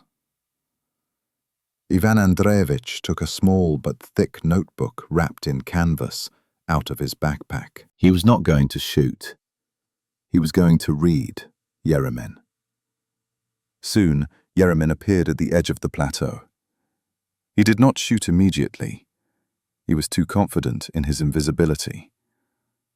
He moved from rock to rock, using every natural cover. He was looking for a sniper position that would allow him to take out Voron with one clean, silent shot, thus restoring the disturbed balance. Mikhail. Ivan's voice was low and hoarse, amplified by the open space. I know your rifle, and I know where you hid the silencer. Snow cornice, Mikhail. A perfect, illogical place. Voron's words were like a shot. Eremin froze. His rifle, ready to fire, dropped a few millimeters. He did not expect Voron to find what he considered an absolute secret. This is a mistake, Voron, Eremin shouted, his voice hollow, full of controlled rage. There's nothing there. You're bluffing. There's an alloy from the geological pit, Mikhail. The one you used for your mining. The one that linked your gold to the murder of gamekeeper Ryabov. You didn't kill Semyon because of poaching. You killed him because he was stopping you from stealing the taiga. You broke the law of the pack. You're sick. Ivan realized that morality was the only weapon that could confuse Eremin. Eremin was not afraid of death. He was afraid of exposing his methodical nature and being accused of violating the order he had created for himself. Eremin began to move, but his movement was no longer methodical, but psychologically motivated. He tried to bypass Voron on the left, along a slope that gave him a higher view, but was unreliable due to crumbling rock. It was a mistake dictated by fear of losing control. Shadow, Ivan commanded, and the dog instantly rushed forward, not toward Eremin, but toward that very unstable slope. Shadow, like an experienced shepherd, began to bark, not aggressively, but insistently, directing Eremin further toward the edge of the precipice. Eremin, distracted by the need to control the dog and the slope, lost his momentum. He had to choose, kill the dog, giving himself away, or retreat to a safe hiding place.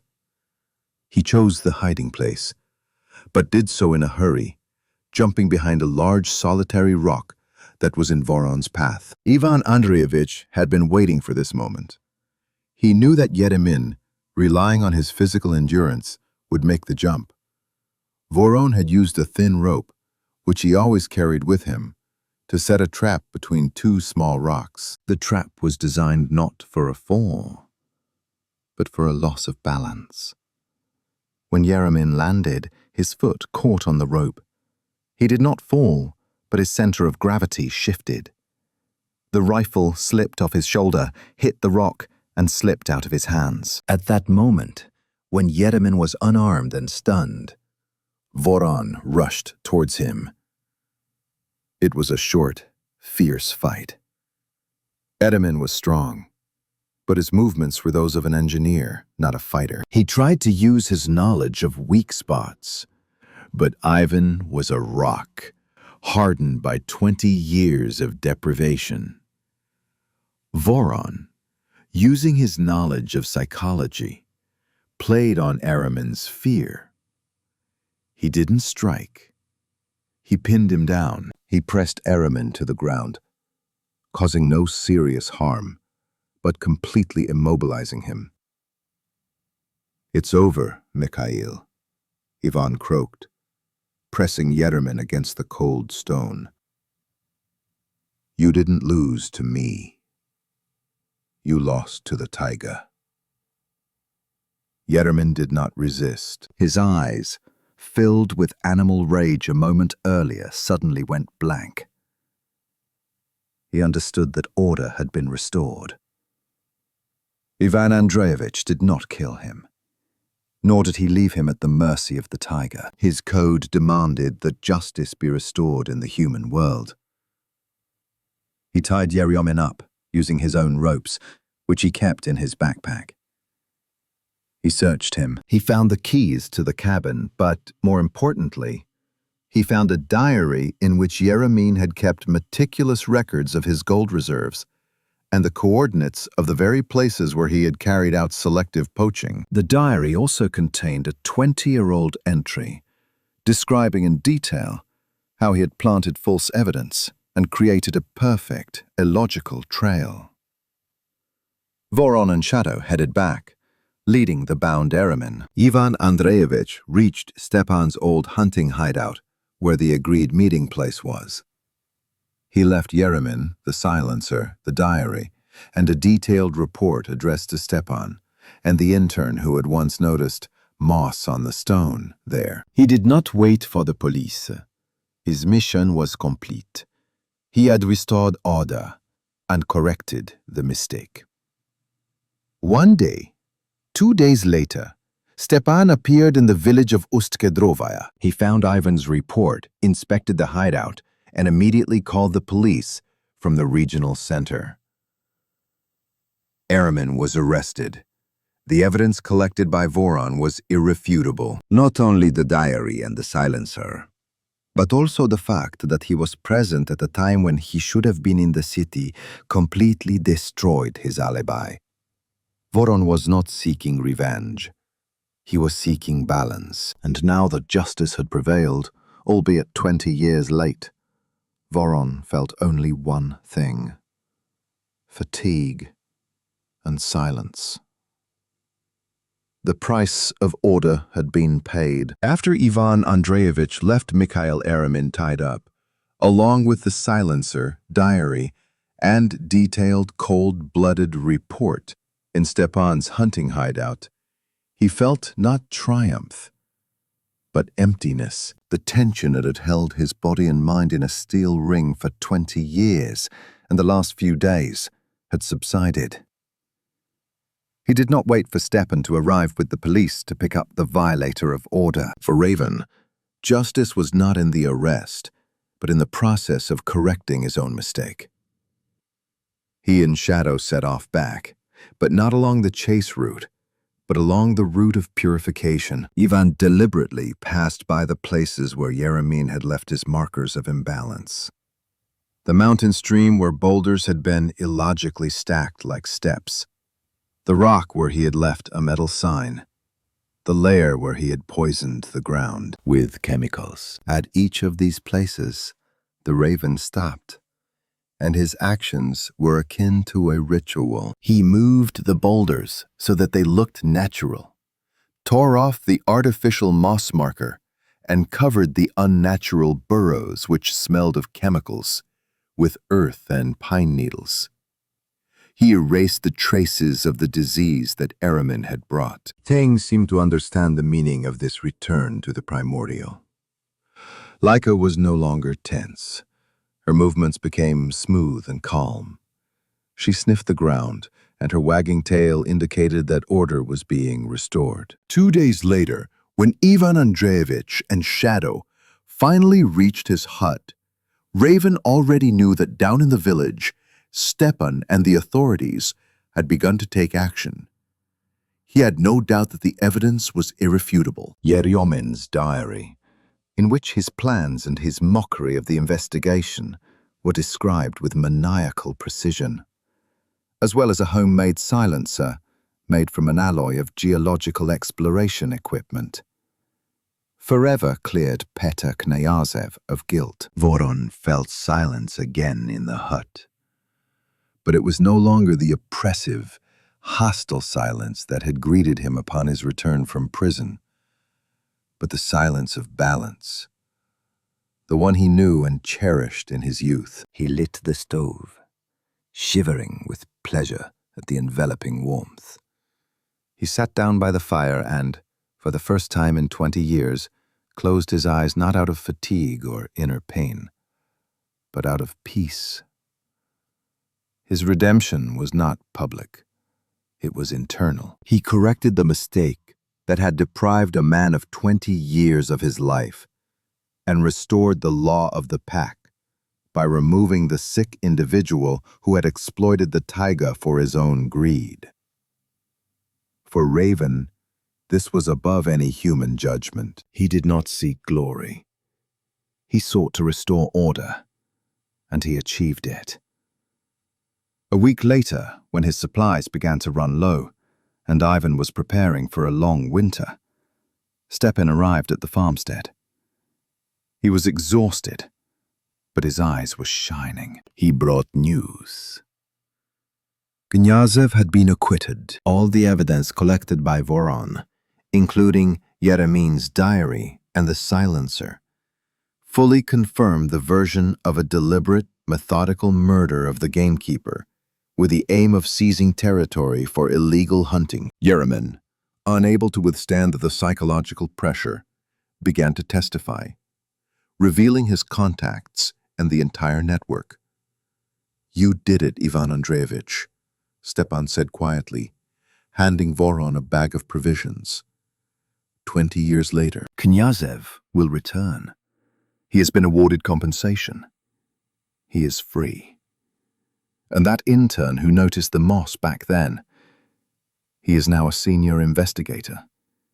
He came personally to confirm your report. He said that you are not a man, but a raven. You see everything from above. You remember everything. Ivan nodded silently. For him, this news was merely a confirmation of the result, not a cause for pride. "Are you going to stay here?" Stepan asked, looking closely at his friend's wrinkled but now calm face. The raven looked at Tenyok, who was peacefully dozing by the stove. Then he looked at the window, behind which snow was beginning to fall, covering the taiga with a white, clean blanket. "My work here is done, Stepan. The work that was from the past," Ivan said slowly. His voice was low and hoarse, but it lacked its former harshness, replaced by deep acceptance. "But the taiga, it cannot tolerate emptiness. It always needs a guardian of balance and a tracker. He did not say that he was staying here forever, nor did he say that he was leaving. He simply accepted his new place in this world. Not a government inspector, but a freelance search operations consultant. The one they would turn to when a criminal's trail led off the beaten path into the wilderness. The one who does not seek retribution, but seeks to restore order. Stepan understood. He knew that Voron no longer belonged to the prison or the city. He belonged to the taiga, and his code of honor, based on the laws of nature, was the only one he recognized. Epilogue. Silence in Zaimka. The next day, when Stepan left, Ivan Andreyevich and Shadow went out on the hunting trail. The snow lay thick, but Raven read it like fresh parchment. He walked slowly, enjoying every breath, every sound of the forest. His binoculars hung on his chest. His old knife was on his belt. Ivan stopped at the edge of a cliff, from where he could see the endless white expanses of the Sayan taiga. He listened. In this silence there were no echoes of his past, no sounds of pursuit. There was only the breath of a living organism. Great, calm, restored to balance. His mistake had been corrected.